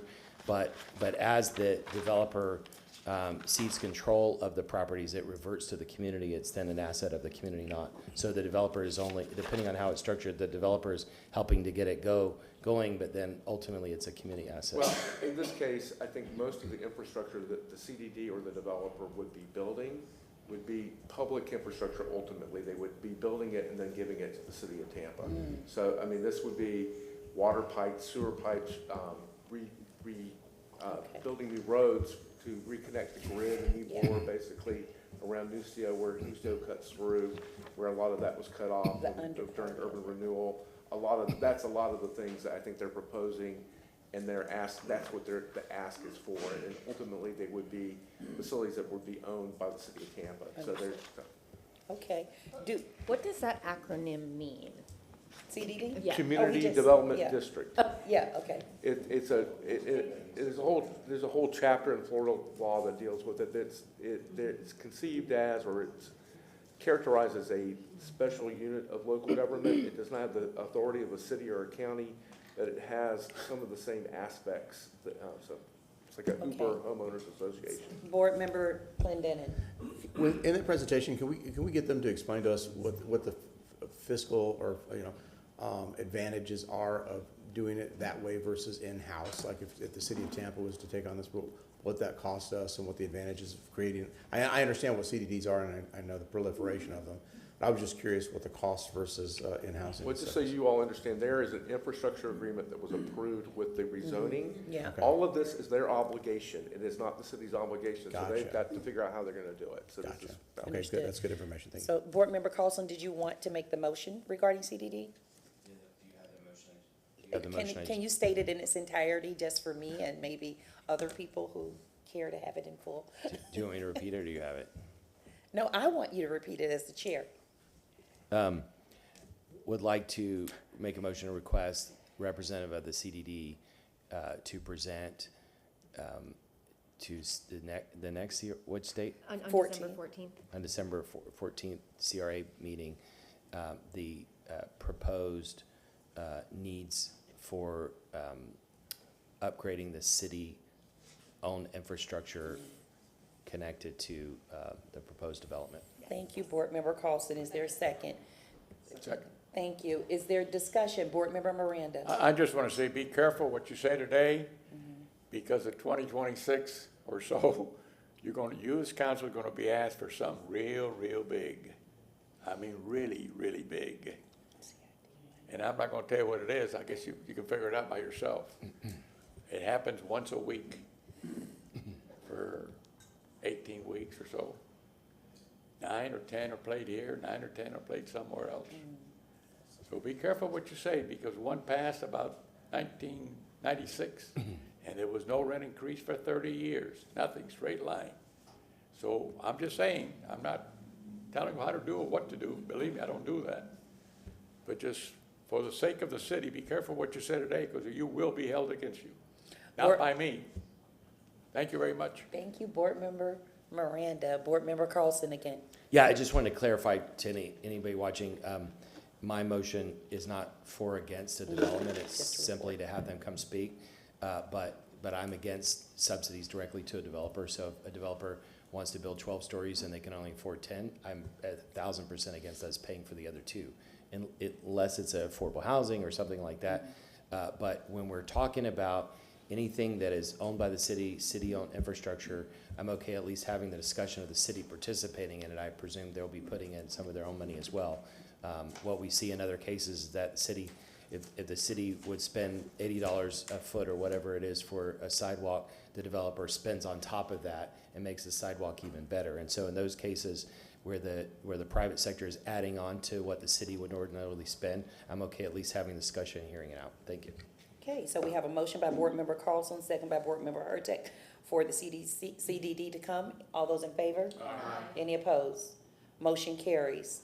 Did you need any other aspect of somebody else to come, or that's good? Okay. No, thank you so much. All right. It'll be exciting meeting in December, and just want to take a second to thank everyone who's been a part in structuring these deals, from our finance and revenue department with Susan Gobble, Mr. Elise Drumgo, Nicole Travis. We just have an amazing team to make sure that these presentations are truly vetted and ready for your review. So just want to thank everyone who's a part of that process, and we're looking forward to a long meeting in December. Just and one second, we've been busy. Board Member, Yes. Director Moody, Board Member Clendenin. Yeah, just one last closing comment and kind of just wrap this up. I think Yep. as we move forward again, agenda, as we look at these things, I think it's important that when staff and the developers and any other interested parties come before us, they come with the financial receipts so that we understand the short-term, long-term implications and what that means to taxpayers and to the rest of the city. So I think that's important. We can't brush that over. So I appreciate that when they prepare for this December meeting, that they come with the financial parts of this as well. Thank you. Yeah. So we have Gasworks CDC, Art Museum, Patel Foundation coming, and who else? LD&D. LD&D for Lot 10, Lot Lot 10. Okay. Yes, ma'am. Yes, Board Member Carlson. Just to the general thing. The reason why I think, and I'll maybe make a motion later, but the reason why I think we need to move from grants to RFPs is we have to be intentional about the investments we're making. If you look at Tampa scorecard or any other data, we're not moving the needle in the right direction. And one of the reasons is we're just responding haphazardly to whatever people are proposing to us. Instead, we need to be intentional. We need to be working with USF to try to move the needle. Ms. Burton said this morning that we're not doing enough to help the people in our community. And just responding to proposals of development is not helping the people, or at least not leveraging money to the extent we could to help the people. Thank you. Absolutely. Okay, continue, Director Moody. Thank you. Okay, so we will shift gears. Just wanted to thank our board members that were able to attend the Florida Redevelopment Association conference. They had the conference from October 23rd to October 27th, and it was in Sawgrass, and there were a few tours around Jax Beach, Jacksonville, and St. Augustine. So it was just a great time to bring all community redevelopment agency professionals together around the state of Florida, just to be able to network, share ideas, see how other CRAs are structured, what projects they have in the pipeline, and it's just a great way to bring the professional experts together. There was a few sessions on legal aspects of CRAs and how we're governed by Chapter 163, Part 3 of what CRAs can and can't do. And then our board member Hertag beat me to the punch that if it's not in the community redevelopment plan, that we can't do it. So we're really aligning with all of our CRP updates, and we have 4 in the works. We have Channelside being amended to allow for additional housing development, and so that's 5 out of 8 of the redevelopment plans that are already complete or currently underway. So we're really excited about that, to bring the plans up to date and then turn them into strategic implementation strategies. So we have some exciting updates on that to come as well. But just wanted to thank our board members for coming, participating, and it was just a great event. Board Member Hertag. And I wanted to put every single one of you on notice. It is in Tampa next year. Yes. So I'm going to propose to clear our calendars that week and not have a meeting so that we can all attend. Yeah. It's going to be really an exciting way to showcase what we have done in our CRAs. So I'm really I want to absolutely commend Brenda Thrower is the new director or chairperson. Yeah, the president, thank you, of the FRA. So we're very proud to have the president of the FRA here, and we'll be very excited. It is my favorite conference of the year because it is so practical. Mm-hmm. Everything is very practical, and so I really appreciate that, and I can't wait to show off. So yeah, very, very excited. Yeah. Yes, kudos, same here. It was a wonderful conference, FRA. They had a session for new people, which was really great, led by Brenda Thrower, which I really enjoyed. I met a lot of people. What's interesting is there are so many people that care about their cities and improving them, and that was just really, really exciting to be around folks just like that. I actually chose the tour for downtown Jacksonville. Jacksonville has a very strong African American presence, and so the history and the things that they're doing to place emphasis on folks like our Porterman, I can't think of his name right now in terms of history, and the folks who created the Black National Anthem, just these wonderful structures that they are creating to place emphasis and pay homage to some folks. So us doing that in terms of Central Park is really important, and I see the importance of that. As far as, so Mr. Murphy, get ready. We got to show out Central Park. That has to be part of the tour.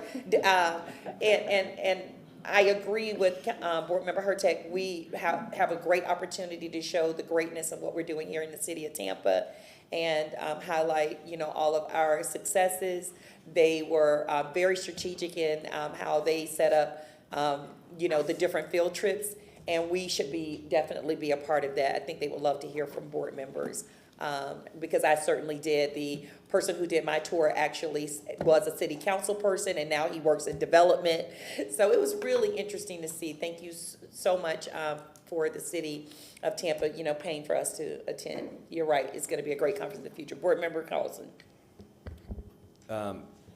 two questions. One, did either of you go to St. Augustine? And second, I chose not to go to St. Augustine because schools go on field trips to St. Augustine, so I chose downtown Jacksonville. I think they picked for me to go on the beach tour. two things I'll say publicly, because I have a condo in St. Augustine, but there's a thriving arts community that's similar to what we're doing here, and there's a thriving resurgence of the promotion of African American history, and so we see African American tourism increasing there. And so if anybody goes there, please let me know. I'm happy to connect you with all the folks there.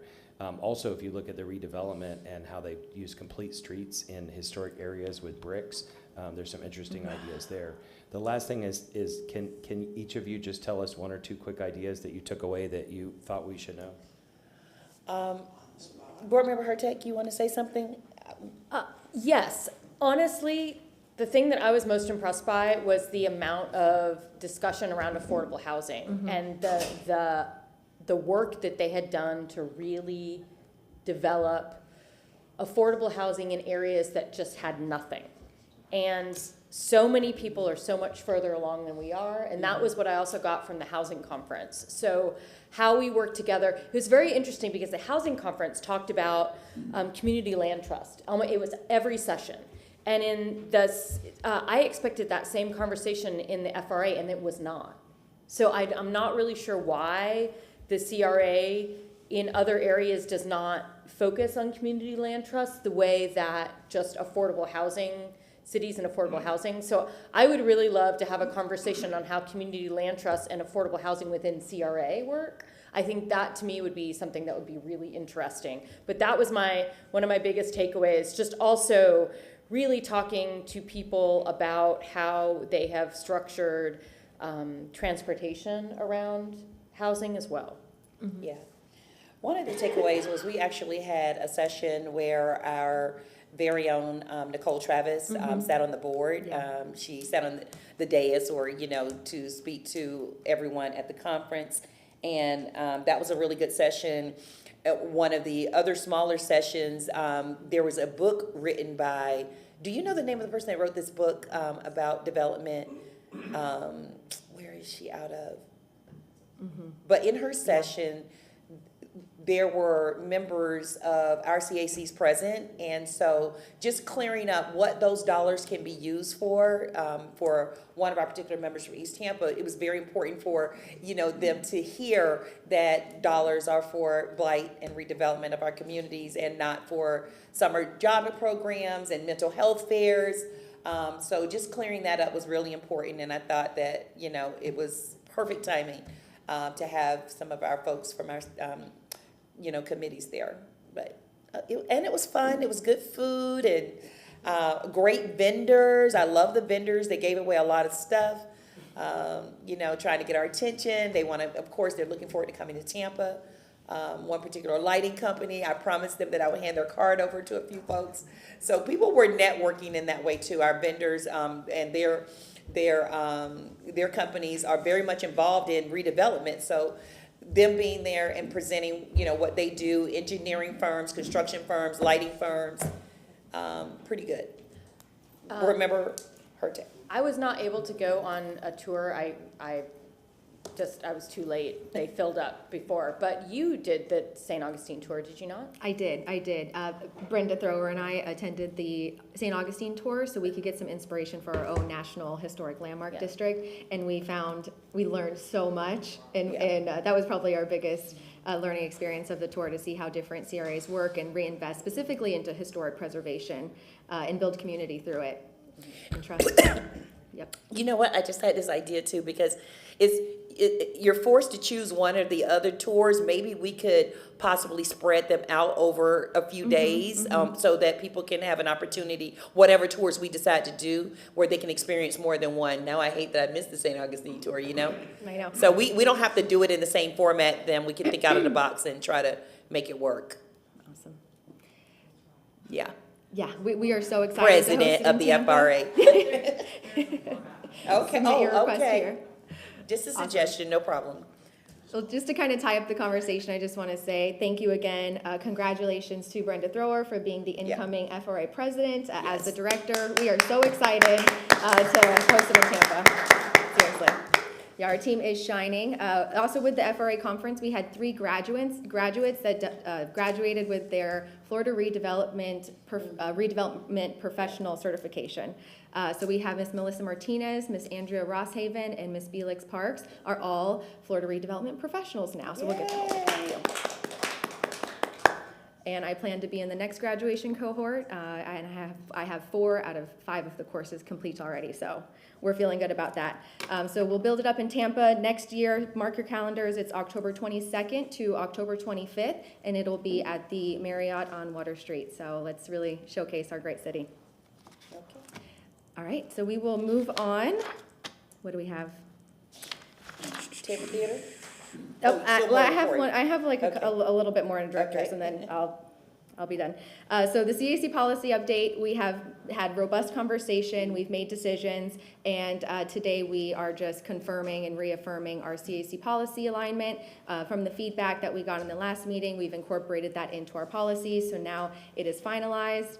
Each member of the board will receive one from Attorney Massey, and it's also available online on our website, along with the updated CAC application. And we're really excited to implement these changes and really see how it'll just grow the progress in each redevelopment area. And we're working really closely with our EBOR team, our East Tampa team, and I'm personally going there to deliver strategic updates and just make sure that we're working alongside and provide that support to the community so they don't feel left behind or not communicated with. So just reaffirming that CAC policy update, and Attorney Massey might have a few comments. Yeah, just real quickly, the changes we made are really minor based on the last CRA meeting. We changed the membership of the East Tampa CAC so that each registered neighborhood organization has a representative. Now, we're in a transition period, and this also references that we are going through the transition period where for about a year, only about half those neighborhoods will be on the CAC, half of it will be the partnership. Then next year, it will be all of the neighborhoods will be on the CAC. The partnership will have 1 seat on the CAC. And that was communicated clearly. I mean, I know that, and the lottery system is really temporary for that year period, right? Okay. Yes. I just want to say that publicly. It's just a transition year. Exactly. During public comment that was made, but we know the purpose of that. There was not really any other alternative, was there, to? Well, we actually did decide that each representative from a neighborhood association can speak on each agenda item during the 1-year transition until they have a permanent seat. Exactly, and I know that was expressed as well. So I just want to make those things public because there was public comment on it. Board Member Clinton and Board Member Carlson. I just want to applaud Director Moody and her staff on this very tough, because change is difficult, and accountability is important. And I think that, a lot of things, we know how these types of processes, especially within the government, evolves or devolves, depending on perspective. And I think getting a handle on this, because we're dealing with some real money. I mean, some substantial amount of taxpayer money that is redirected from other areas of the city. So the whole city is giving a little bit of their hard-earned money to make these things successful. I think what you're doing is good. I really appreciate and applaud the efforts that you're putting forward, and you all have my support 100%. Thank you. Yes, Board Member. Well, excuse me, Attorney. when you're finished your discussion, if you all so choose, I would like a motion approving the amended CAC. Okay. Board Member Carlson. Yeah, the question came up about the status of the East Tampa partnership, and I think we've made it clear, but maybe we should state it again. We separated the East Tampa partnership and the YCDC, and I'll let Morris talk more about the East Tampa partnership. But I've approached what happened in EBOR is that the board still exists for the YCDC, but the YCDC is separated now, and then the board, the CAC, the EBOR CAC exists. So I went to the YCDC folks and asked them, they're the same people right now, but I went to them and said, what do you all want to do with this? Because they do have $25,000 in revenue that comes from their little plaques in the street. And one of the things is they need to get control of their IP, their website, and their logo and everything. And so I asked Morris to send them a letter to maybe, I don't know if the board has to approve it, but we need to make sure that they own all their IP so that we can create that separation. If they want to ask for donors or get state funding or something, they need to make sure that they have their independence. And then the board of the, I'm involved as an individual, not as a CRA board member. I'm not on the board, but I was just trying to talk to them about what they might do with it, because there's obviously some gaps in EBOR that the EBOR chamber can't do and the CRA cannot do. Yes. And so to the extent that they want to volunteer and try to build that up, they can, or they could let it go away and move that plaque thing under somebody else. But the point I'm making is that in EBOR's case, the idea is that YCDC is totally separate. It's going to go do its own thing. I think in East Tampa, we have to make sure that everybody knows it's the same thing. We don't, if we have any connection, we need to end it quickly. We need to make sure they have all their assets and they can decide what to do or not to do with maybe we'll end up having one board seat for them or one CAC seat for them, but we need to make sure everybody clearly knows in writing that it's a totally separate organization. We have nothing to do with it anymore.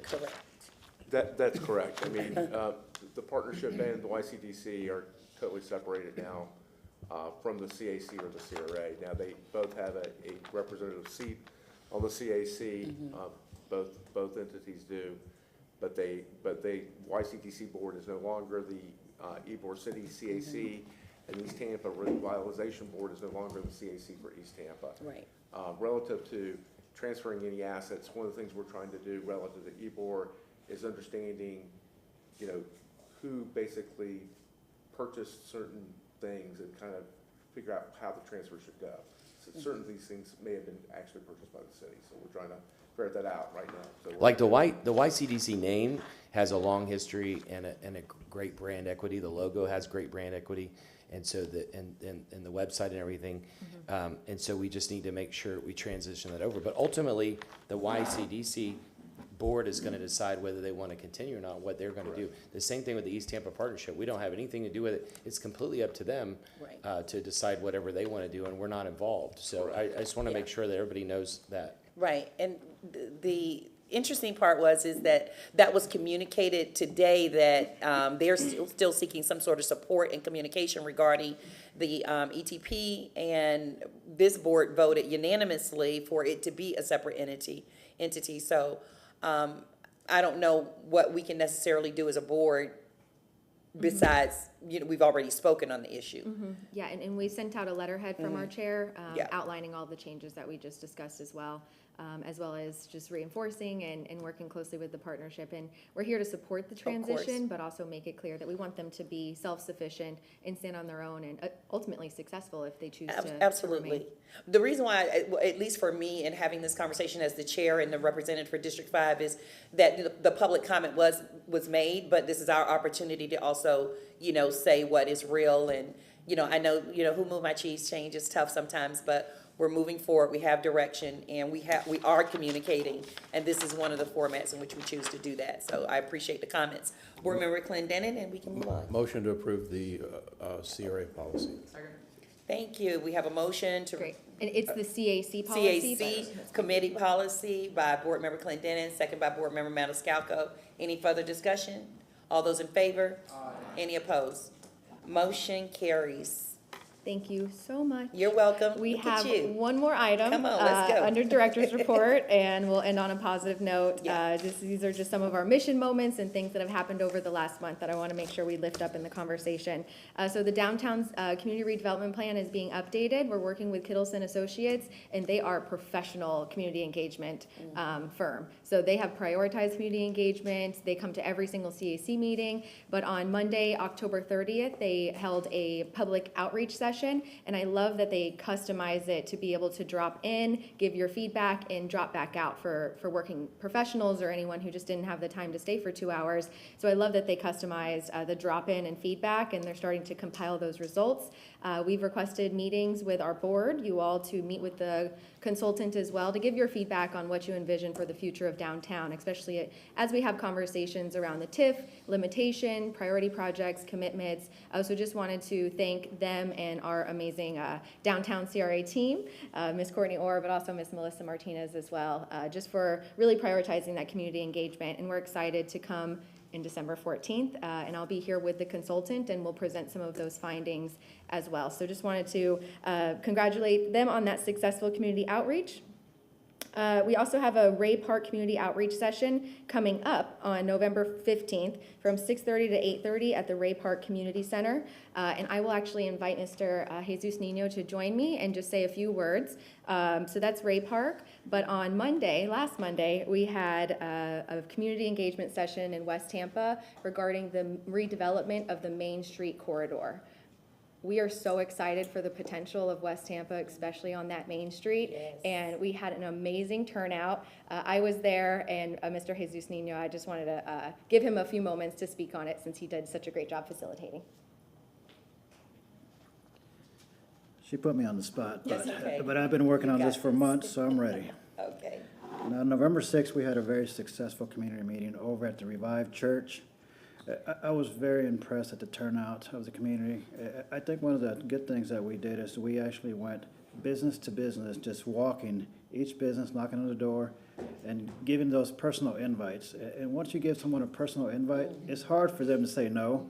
And if they can't make it, they literally start to state, "Hey, Jesus, I can't make it, but I'm going to send my friend or my coworker." So those personal connections, they made a big difference, plus all the signs we put out there.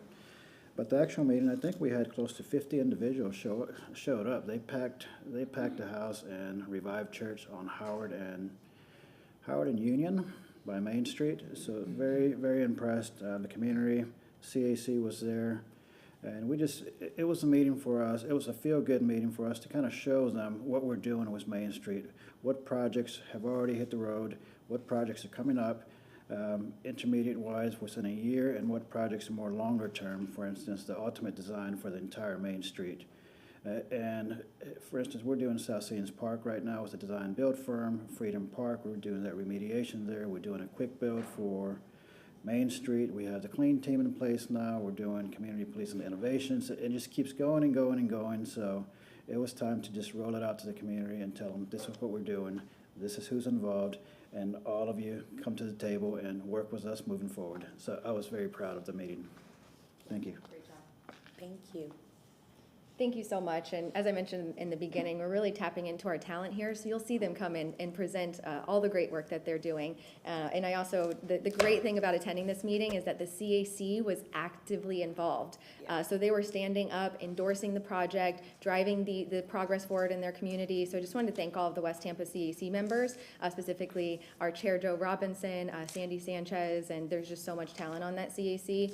And it's just great because that's what community redevelopment looks like, is when it's driven by the community members themselves and they were standing up, just getting momentum behind the project for the rest of the community. So that's exactly how those sessions should look. So I just want to commend Mr. Nino and the great job that he did, as well as shout out to Parks and Mobility, and they were there in the room as well. So that is the conclusion of the director's report, and we will start to move forward to the other items unless there was any questions in this section. Thank you, Director Moody. Thank you so much. All right.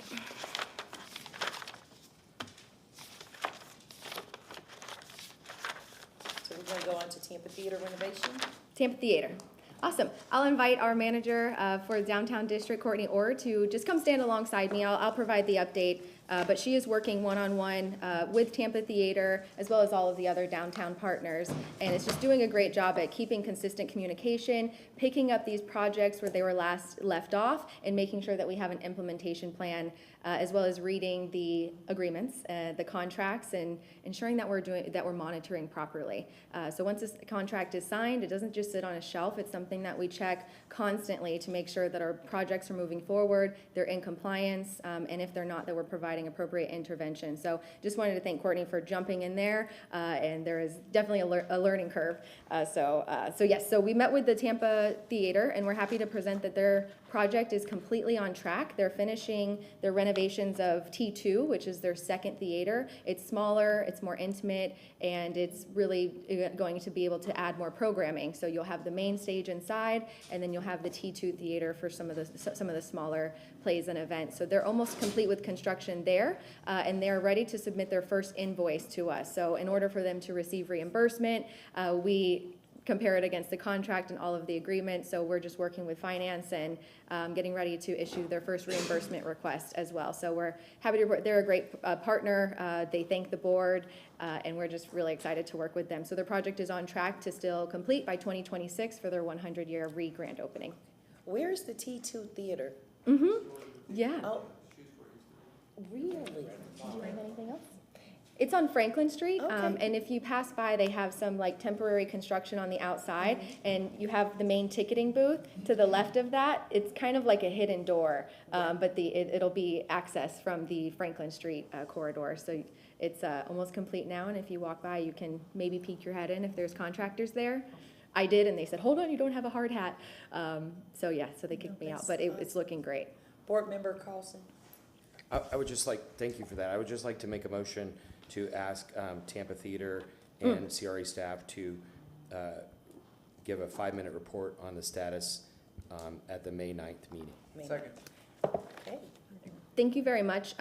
Just a little bit of clarification on that. The Tampa Theater is due back for a report is it March?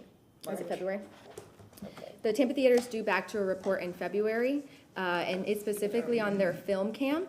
So if we wanted to invite them in February instead of May, we'd be happy to provide an update in February on the film camp and project, since that's already on the calendar, or we would be happy to come back in February and May, whatever you would like. Okay, no, I think May is fine. Second. Okay. Great. We have a motion by Board Member Carlson for Tampa Theater to come back in May, second by Board Member Maniscalco. All those in favor? Aye. Any opposed? Motion carries. Awesome. Thank you. Board Member Vieira. I'm very here. Yes, I he just, is. yeah, I speak when I think it's relevant. Yeah, I wanted to,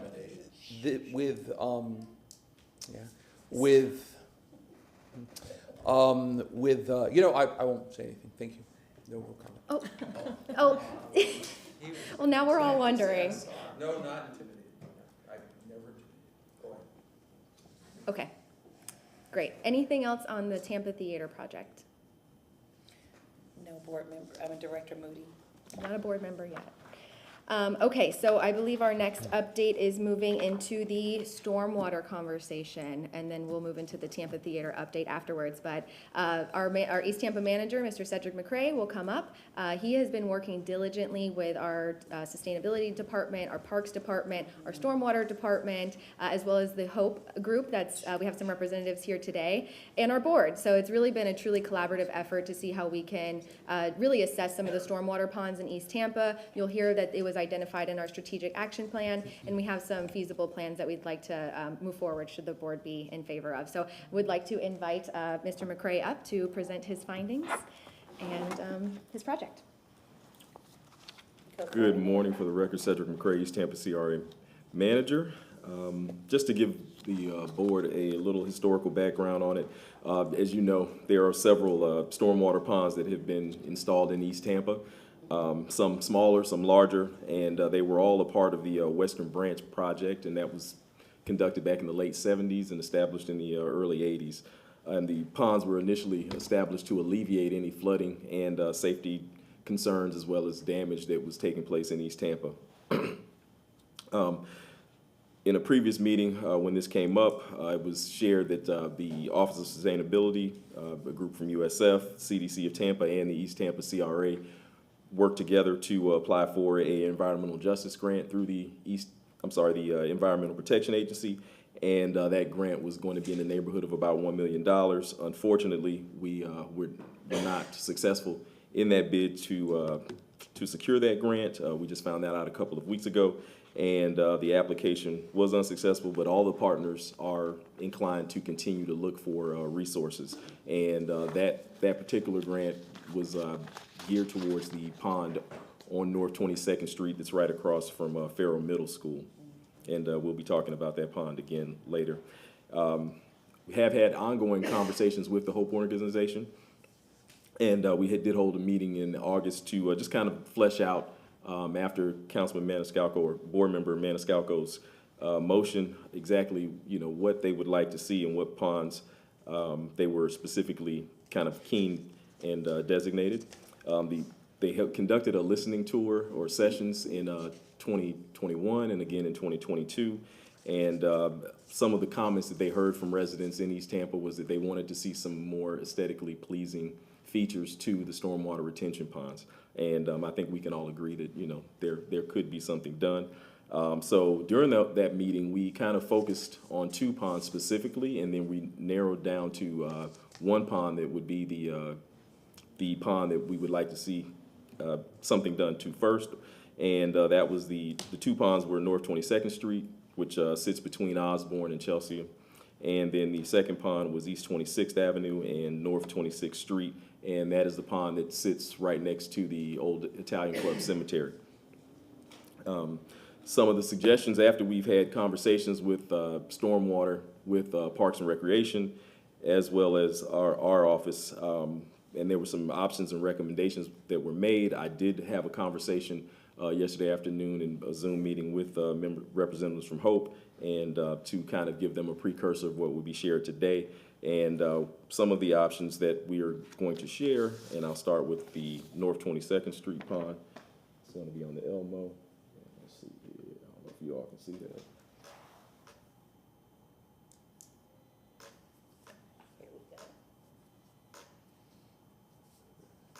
I think that's as much as I can zoom out. Yeah, we can see it. Okay, all righty. So with that, suggestions were to plant native trees along the slope of the pond on North 22nd, as well as some type of aquatic or vegetation on the inside of the slope. There is an existing contract that Stormwater and Mobility has to maintain the pond. I don't know if folks remember, but several years ago, the pond was overgrown, and in recent history, there's been an effort to make sure that it's maintained and cut. So, you know, that's one of the options. And the second one was to adjust the fence line in the northeast corner of the pond. There is a community garden that is there in the right-of-way, and I believe the Coalition of Community Gardens actually maintains that garden. And there have been some conversations apparently that have been longstanding with sustainability to relocate that and get it out of the right-of-way. So you will see here in this corner the proposed area for the community garden, and there would be some adjustment to the fence line to allow that area to be used, and there's some ongoing conversations about that, and with these other departments to see that come into fruition. And the other issue, and I know that there were concerns about the fencing, due to the slope of that specific pond on 22nd, there would have to be some conversations with Swift Mud, and Attorney Massey probably would be able to articulate that a little better than I can. But safety features and concerns, we would be able to adjust one of the corners, but the height of the fence at this time would not be able to be changed. So that's North 22nd, and then the other pond that we discussed was the pond on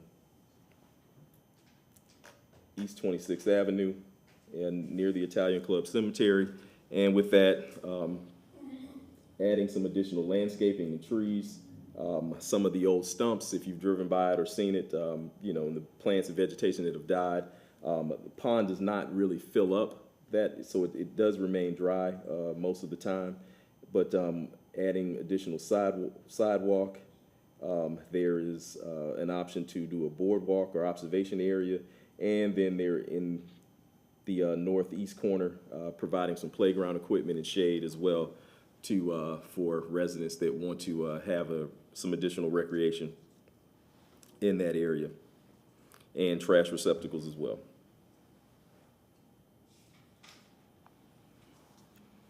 Any questions? Board Member Maniscalco. Thank you very much, Mr. McCray, for your presentation. So earlier this year, I spoke at an event hosted by Hope, and we have members in the audience here, and we were asked if we would commit to, it says here 5 of the 7 stormwater ponds, but all the stormwater ponds to me are equally important. And I know they're expensive, and I know it costs money, and I know we did not get that grant. However, I made a commitment, I made a promise. I have 3.5 years left in this term, and I wanna follow through on that. And I appreciate your work, your team's work. I appreciate you meeting with me, and we went out there and we toured specifically these 2 stormwater ponds, and I did speak with the Hope Group about that. I did see grander renderings for 22nd Street and then the one at 26 and 26. You know, 26th is, or I'm sorry, 22nd is such a busy area and such an important part of the community. So when you either leave Ybor City or you're turning off of Martin Luther King, I typically take Martin Luther King East and West and 22nd Street up and down. But I see so much potential there. You know, you have Middleton High School, you have a very busy area. When we have the Martin Luther King Parade every year, the parade goes right up there. So it's an area that's very visible, and it's in the middle of a neighborhood. I mean, you have Middleton on one side, but you have it surrounded by residential, and that stormwater pond is, because we looked at, I think you showed me, like the total, the $7 million, $6 million totally finished product, and it's beautiful. What it is now, it's, you know, it is maintained and the grass is cut, but there's a fence around it, and rightfully so, because I don't want anybody drowning. I don't want, you know, I overthink everything, and I don't want any bad situation. However, I see, like Robert Cole around the corner on MLK, how beautiful that's been. We've had events there. We've had Christmas tree lightings. You know, they're floating in the middle. The community coming out, and the community using it. And I remember Robert Cole, how it, you know, before the boardwalk and everything and all the wooden structures, what it used to look like and what it is now. And I think it's beautiful. Every time I drive by, again, across from Young, you know, you can't help but notice that it looks really nice. So I would like to do whatever I can. I know it's in the CRA and there's the opportunities there for 22nd. I want to start. You know, I know, you know, the goal is to make it look like it does in the renderings, but it's a family-friendly community asset. When you look at it finished, it's beautiful, and the neighborhood deserves it because, again, so many people live there. It's surrounded by residential, but it's also a busy commercial corridor. So imagine the 22nd Street pond finished, and you have the Martin Luther King parade, and that place is packed with families and kids and everybody watching the parade route, but it'll be a destination. Now, going to the one next to the Italian Club, I'm very familiar with that. I know quite a few people that live in the surrounding area, you know, residents that are there, and they don't have, from what I see, a place that they can walk to, you know, a park. I mean, we're in downtown, and I could take you to so many places. We can go to Likes, we can go to Curtis Sixton, we can go to a military theme one around the corner that we host many events. I can go on and on and on. But that is another area. Muted. Okay. Unmuted. Okay, I am unmuted. It's the God's talking. Yep, but the one at 26, I mean, that's a perfect place for families to walk from home and have a picnic, hang out, whatever. But, you know, I would ask this board, I'm not going to make any motions today, but as we look at funding, you know, we may have not received that $1 million grant, but it is my priority to get these stormwater ponds done. We can start with these 2. I want to continue with all of them. I was specifically asked, and my legislative aide relayed it to me yesterday, that I focus on all of them. I made a commitment, and I don't want to push that off. You know, I said that now that I'm a citywide seat, and in no disrespect to the single-member district representative, but I want to see an emphasis on Sulphur Springs, on East Tampa, but it's, you know, we're 7 members. We need X amount of votes. We can't do it by ourselves, but, you know, that neighborhood, that area, that part of town that is so important, you know, it has been ignored, it has been forgotten, and doing projects like this, it's good for the environment. Councilman Miranda spoke very eloquently on the environment, on climate change, I mean, there's so many aspects to this, but at the end, it's all very positive, and it's all a win for the community. And I'll finish with, again, thank you. We've known each other, I don't know, 10 years. You've always been a professional, I'm glad you are where you are now because you're here at the right time, and there's a lot that is happening and will continue to happen, so thank you very much. Board Member Hurtak. Thank you. I'm thrilled about this too because I really, I see stormwater ponds as just extra parks, just waiting to be made parks. So I know we have some plans for that, but specifically the 22nd Street, I'm really happy to see that there's going to be more room for a community garden, which inherently moves people to a space. With the $1 million, and I know there's a long-term plan for the park, but is there a way that we could improve the fence? Make it not a chain link fence? I know that's expensive, but that to me, as 22nd Street is a corridor that is really being worked on for a commercial corridor, that's something I would love to know. We could definitely have those conversations as part of the recommendation from staff, you know, and it's going to be based on us having further conversations with the various departments. As you know, that the CRAs can only do so much above and beyond, so that would be incumbent upon commitment from sustainability, stormwater, parks and recreation, financially, and we'd have to have some more conversations as it relates to that. As it relates to the fencing specifically, we can definitely talk about it. But with Swift Mud and you know, the regulations, we'd have to definitely see moving forward what that would look like. Absolutely, but I think that's, if we can't, obviously this is a very deep one, so we can't take the fencing away, which is unfortunate, but it is what it is. Also, is there enough water in that pond on a regular basis to maybe put a water feature in there? On 22nd? Mm-hmm. I believe so, yes. Okay, well then, you know, that's another thing. Just if we can't let people go to the shore, if we can't make it more inviting, we can make it more visually inviting, and I think that would help. When it comes to 26th, the plan that I saw, if you don't mind putting that back up real quick, I appreciate that the sidewalk is going to connect on the side that's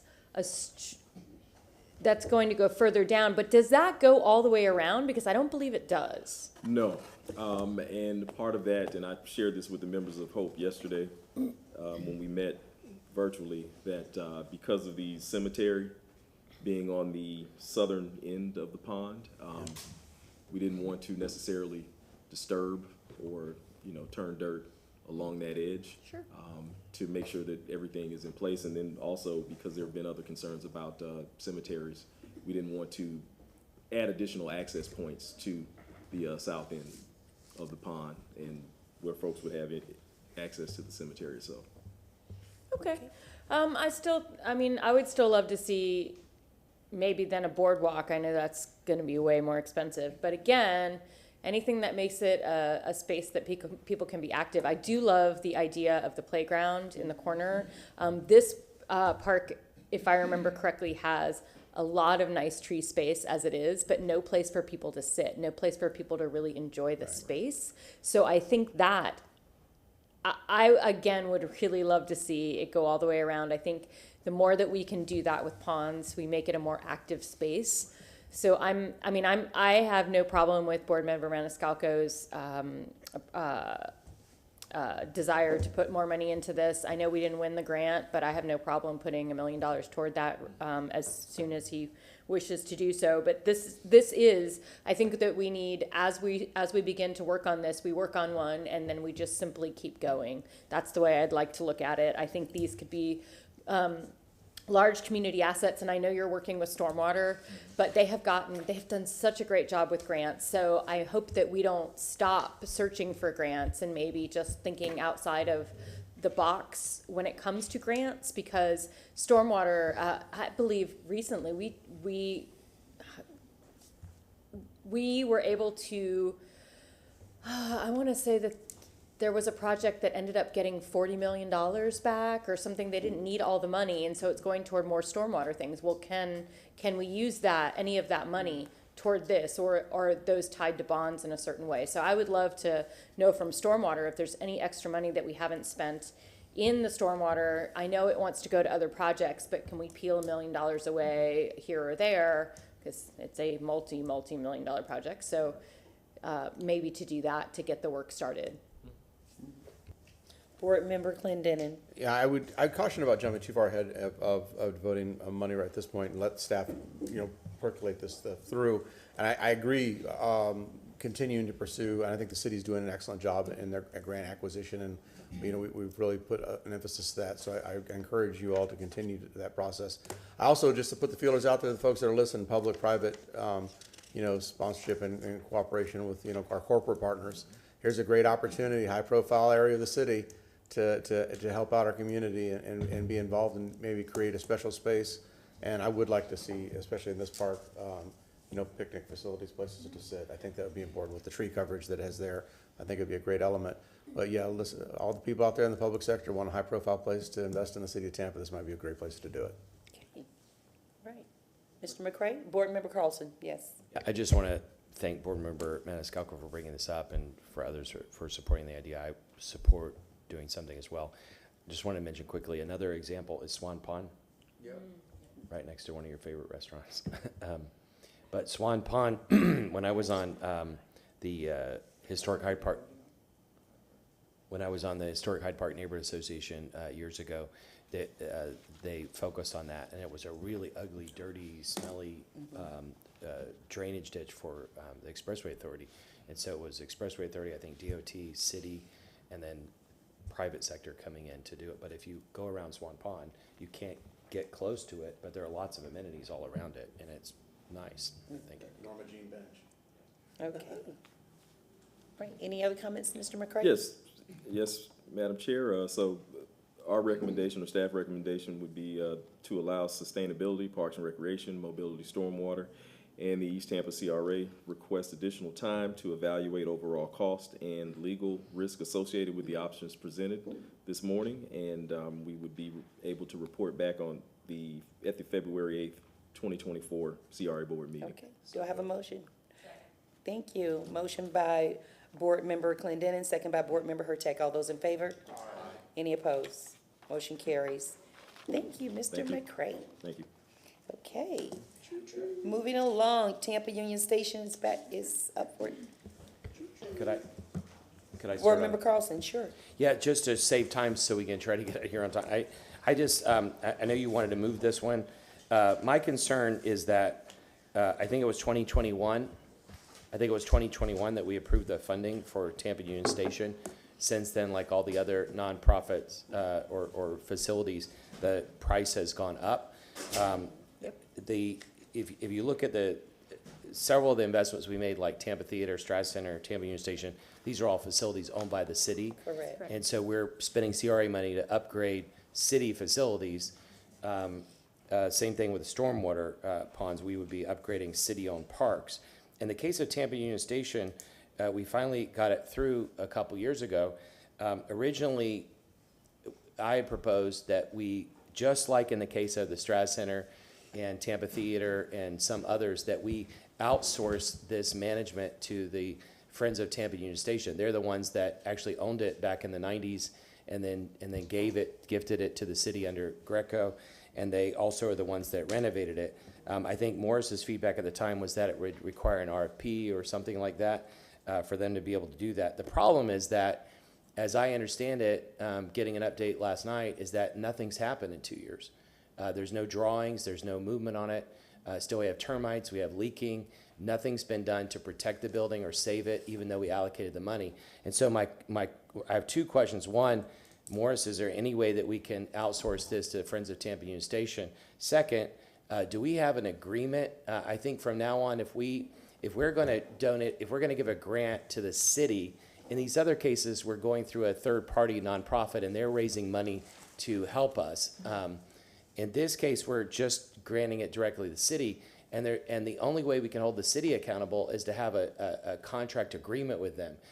If we're holding all these other organizations accountable to a standard of meeting a deadline and guidelines and things like that, we need to hold the city accountable. I mean, at this point, if the city was a nonprofit and they had done nothing in 2.5 years, we would have pulled the funding from them and demanded that they report to us on why they haven't done anything. So do we have an agreement? Can we instead go to a nonprofit? And what ability does the CRA have to hold the city accountable for actually fixing this building, protecting it? There is a grant agreement between the city and the CRA relative to the funding, CRA funding for the restoration of Tampa Union Station. I'd have to look at its terms to see whether there's a violation of the terms of the agreement or whether, and we can certainly talk about amending that agreement to put in more definitive terms if we need to do that at this point in time. I would just, to save time, I would like to make a motion to have Mr. Massey return on December 14th to give us an update on whether the terms of the agreement between the city and the CRA have been violated, and what we can do to move this project along. Okay. We have a motion by Board Member Carlson, second by Board Member Miranda. All those in favor? Aye. Any opposed? Motion carries for that report to come back in December. Any other comments on Union Station? Board Member Maniscalco. I just want to compliment Councilmember Carlson. This is one of his best ideas because the train station obviously is historic, and as you mentioned, Mayor Greco, they had a renovation years ago and saved the building, because if you look at the before and after pictures, it's night and day. However, it's with everything that's happening around it, you know, turning it into a tech hub, workspace, something for the community to go to, because it's a beautiful building. So the Urban League had their event there earlier this year, and it was very nice, beautiful. And what a way to showcase that building for folks that had not been in there before. So I think this is a very worthy cause, and time is of the essence, because these historic buildings, they require a lot of work and a lot of maintenance, and the longer we wait, the more expensive and the worse it is. So I think this is a good idea. What's the name of the organization? Friends of Tampa Friends of the Union Union Station? Station. Friends of Tampa Union Station. And they're the board of the Tampa Union Station. Right, but it's still our asset. It's still our asset. It's a city-owned asset, Yes. and it would take an RP if the city chose to relinquish. Right, but does real estate currently run Union Station? I'm still trying to get answers on that. That's just not quite clear. It's a city facility. I think logistics and asset management was originally tasked with working on the plans to renovate it, and so I don't know where that is, but I'm certainly sure we could get a report back on the 14th. Yeah. As part of this December update, right? Yeah. Well, yeah, but I want to hear from real estate too, in terms of who really runs Union Station right now. That's just not clear. There's event space there. There is an opportunity for, culinary folks to come in and cater, and it's just not clear who runs that and who makes those decisions about the utilization of Union Station. So I don't know if that could be a part of the December 14th report. I would tell you that most of the building daytime is basically, it's at least Amtrak has the primary usage of that building. So any use of that building basically has to fit within the confines of that lease agreement. And that's generally been run out of real estate. It's usually done by license agreements by people who want to utilize that space. I don't know how we advertise that, but we can certainly have real estate or asset management. Board Member Carlson. I just want to add, and we can talk about all the details later, but the original concept, going back at least 3 years, was to renovate it, restore and protect the building, continue to enable it to be an Amtrak station. But there's a lot of underutilized space. Right. And especially on that, when you walk in the left wall, Amtrak used to take up the whole space. If we break it and just give them a smaller ticket counter, we can open up behind there and open up the upstairs on both sides. And we can bring in some kind of vendor, like a coffee shop or something. We can put on RP, and then we can put in historic looking chairs and turn the whole space into a co-work space. Yeah. A few years ago with the Tampa Chamber, I was in Denver, and when you go to Denver Union Station, it looks like Oxford Exchange. Yeah. And instead of people just arriving with nothing happening, they can arrive and see people working, building up their businesses. And it's important because it's in between everything that Darrell Shaw is doing, Encore, Channel District. It's the center point of everything, and we need to make sure we fix it. Thank you. Yeah, I agree with that. It just deserves to be so much more than what it is right now. Now, does it sit in, what CRA does it sit in? Downtown, or is it Central Park? Downtown. It could, okay. Downtown. All right. And if I could just provide Yes, some insight please. on the project as well, this is one of the ones that I've been digging into, so Yeah. I'm happy to have a more conversation on it. So real estate department manages all the leases, so since this is a lease building, that's where real estate's part is. It is a city-owned asset, so it belongs to the facilities department, and as far as the CRA funding in our project, it is being managed by CAD. We have been working on design development plans. A few months ago, they were at 30% completion. Now we have them at 60% completion, and they're starting to get some truer estimates coming back. So there's been a funding gap identified. So right now, the CRA has committed $2.5 million to the renovation and the rehabilitation of the structure, and then we have $750 dedicated towards the public mural. With the 60% design development, the estimates are coming back at 3.7. So there's been a funding gap identified. The project is essentially on pause until that gap can be filled, and then we'd be happy to come back and find out more information about the programming and the activation of the space. So we have been working really hard on this one, and we want it to happen as well. Yeah. So that's just a little bit about the figures, and we'll talk more about it next month as well. Thank you. Okay, moving on to, you have something else? The consent agenda. Yes, 8, 10, 11, and 12 can be moved. Can I have a motion for that? And 13 is, no, 13 is, 13 has elections, doesn't it? It's under, yeah, it's just on the second page and it's throwing me off. Do you have a question first? So moved. Just a comment on item number 10. Sure. So this is with the STRAS, and I just want to acknowledge we have Mr. Greg Holland in the Oh, okay. audience. Just making sure, huh? who is our leader and doing a Yes. great job. I've been on the STRAS board since last year. We had a meeting the other day going over all the exciting things happening. You know, the Beetlejuice show, William Shatner was here last night, I think, right? Was there till midnight last? Till midnight. Are you sleepy? Are you sleepy?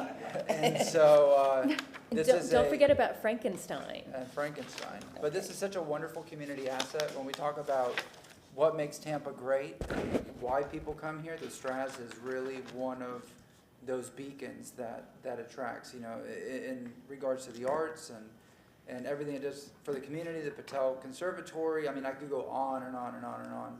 But I'm really looking forward to their expansion, their renovations. It's going to be even more beautiful than it is. And so that was it. Okay, we believe in that, so we're gonna move resolutions 8. If I may? Board Member Vieira, yes, Thank you. absolutely. I need to pull that for a separate one, just for a separate vote, number 10. Sure. Thank you. Okay, Okay, so then I move 8, 11, 12, and 13. thank Second. you. We have a motion to move our resolutions 8, 11, 12, 13. All those in favor? Aye. Any opposed? Motion carries. We're gonna, so we wanna do. If I could just make one comment on the Sure. consent agenda, we do have the East Tampa Owner Occupied Rehab Program. Yes. I would love to lift that up in the director's report next month. Sure. And we can talk about the implementation of that program. Of Because course. I don't wanna miss it, because it's a big deal for East Tampa. So just wanted to mention that, and then we can talk about the. Yes, that's the item number programs. 11 that we just passed, okay.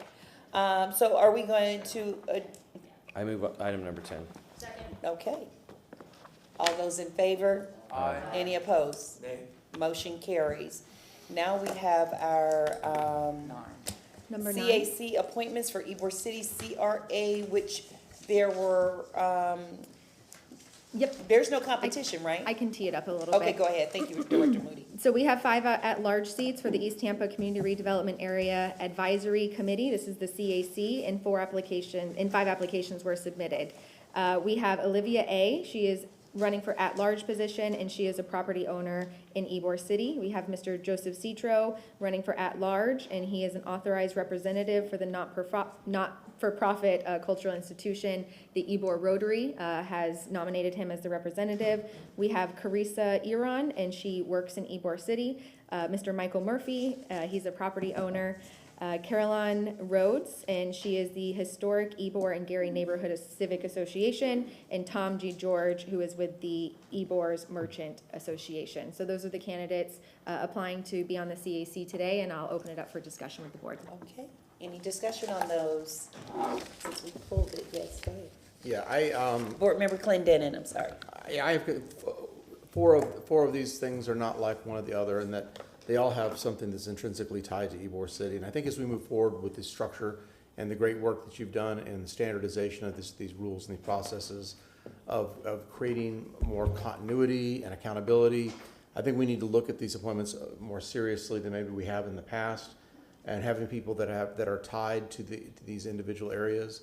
Because I would liken this to me being on the CAC for East Tampa.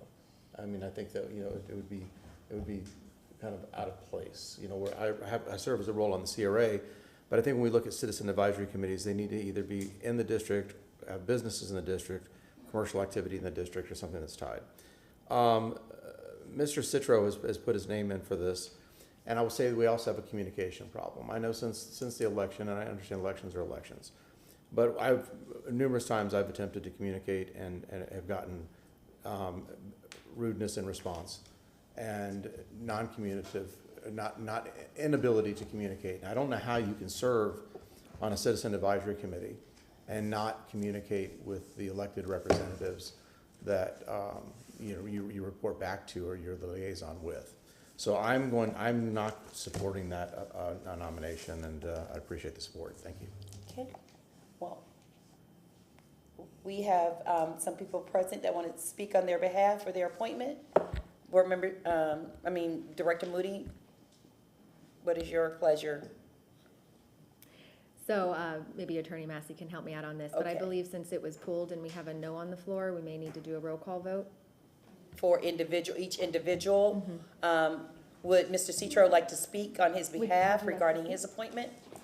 Madam Chair, no, thank you. I'm acting as a representative for Ybor City Rotary, which is in Ybor City. Thank you, Madam Yes, Chair. she did indicate that that was where your nomination came from. So are we going to vote on them individually, or? I motion move forward. And then vote separately for one? Okay, so we have a motion to move forward with all four nominations except Mr. Citro, where we will do a vote by the board individually, a roll call vote. Correct. That's what we have? Okay, that was motion by Board Member Clendenin. Can I have a second? The second was by Board Member Carlson. And I apologize. I do have one correction, that there's 6 applicants. So we would move forward 5 and pull 1. I apologize. Okay, no problem. All those in favor? Any opposed? Motion carries. Okay, so now we're going to vote on if Mr. Citro will be a member of the CAC for Ybor City CRA. Yes, Board Member Vieira. And the comment on that, so, I mean, I'll be frank, I mean, a colleague on council brings up an issue with an applicant, and obviously we want to give each other professional courtesies and be respectful, et cetera, and I wish to have a discussion with council members on this. I mean, because voting, against somebody on the CAC, I as an attorney, I wish to make further inquiries, you know what I mean, on that issue, because obviously we can't discuss things with one another out there, and a procedural question maybe for Ms. Moody or for Mr. Massey. So in terms of Mr. Citro with the Ybor Rotary, are they, how does that work? Are they nominating, does that fulfill like his jurisdiction, if you will, to be that, so in other words, are they supporting him, or is this merely by which? Yes, I mean, with the what the revised rules, the Yeah. policy that you just approved. Just approved. Mr. Citro is being nominated by the Tampa Rotary, Ybor Rotary Club for a seat on the Ybor CAC as an at-large member. Yes. At-large membership, you either have to own property, or have a business in there, or be a representative of a not-for-profit or cultural institution that's located or headquartered in that area. So that's the last criteria that's why he's eligible for the CAC. Thank you. Right, okay. Any further discussion? Yes, Board Member Carlson, I Board would- Member Maniscalco. I would like to make a motion to continue this one until December 14th to see if any of the facts may change between now and then. I'll second that. We have a motion to continue with the election of the candidate for December 14th by Board Member Carlson, second by Board Member Vieira. All those in favor? Aye. Any opposed? Nay. Okay, motion carries.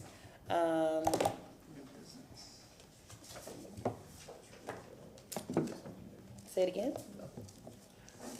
Okay.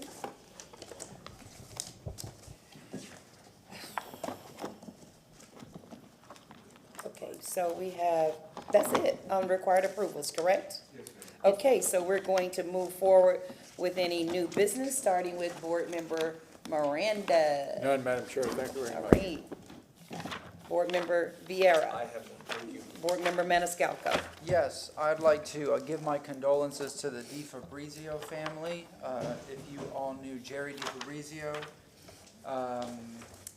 he and his family had a business, Tampa Tile, I believe, on Columbus Drive for decades and decades.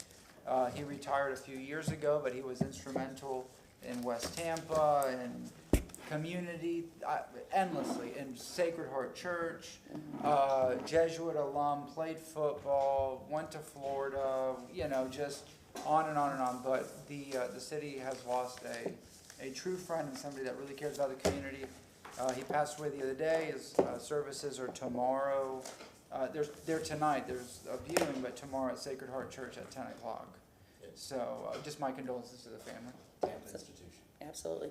Board Member Clendenin. Nothing. Board Member Hurtak. I just wanted to say thank you so much, and Mr. Durham, don't go far. You tried. Yeah, you were tried, all that but close. no, I just want to grab you after this meeting. I just wanted to say thank you again to Director Moody and her staff. Yes. It is very clear how the cohesiveness is really starting to come Yes. together, and I just wanted to congratulate all of you. I love the way that you're all sitting up here now. Me too. No, I mean, I think it's really, those little details really matter. And so I just want to say thank you. And I can see the smiles and the joy, and really look forward to moving a lot of these projects forward. And I feel like we have started to do that. And again, just wanted to thank your leadership and the staff for all of their hard work. I know change is not easy. And so I just want to commend you all. Yeah. Thank you for that. Board Member Carlson. Yeah, I would Any new just, business? further to what I was saying earlier, I would like to make a motion to ask CRA staff to return on December 14th to discuss a possible rule to require RFPs for CRA investments over $1 million. Yeah. We have a motion for Union Station, second by Board Member Hurtak. All those in favor? Any discussion? December 14th, just RFP. Over $1 No, million. just RFPs, any RFPs. Okay. All those in favor? Aye. Any opposed? Motion carries. Another one. Board Member Carlson. Yeah, I just want to Full of say, words today. I think my mom is watching today. Yeah. Today is her Ooh. birthday, and it's her first birthday without my dad. So I'm going to be spending the afternoon with her. Thank you. Yeah, happy birthday, Mom. Okay, and I just want to say, I did last week make a proposal to have CRA funding looked at, but I've decided to hear the report from Chief Burkaw as it relates to Orlando codes and his recommendations, so that will not be necessary. I just want to go on the record with saying that I will not be making that motion today, because we do have information coming from Dr. Chief Burkaw soon regarding those recommendations. Board Member Carlson. Yeah, because I'm not allowed to talk to you outside. There are two different efforts to ask for state funding that most likely will flow through the county to the sheriff's department. Yeah. But as those move forward, those are significant things Yeah. that can help. Correct. And my dad's birthday was yesterday. He is deceased, but I informed my mother of that yesterday, that her husband's birthday was yesterday, and she was really excited to hear that. As we move along with family and caring about things, it's just important for me to mention that I've thought about him, the man who lived in the Scrubs and was a part of this community. So I lost him in 1976, so happy birthday, Dad. Other than that, I think we can have a motion to receive and file at what time? 11:41. At 11:41. All those in favor? Okay, this meeting is adjourned.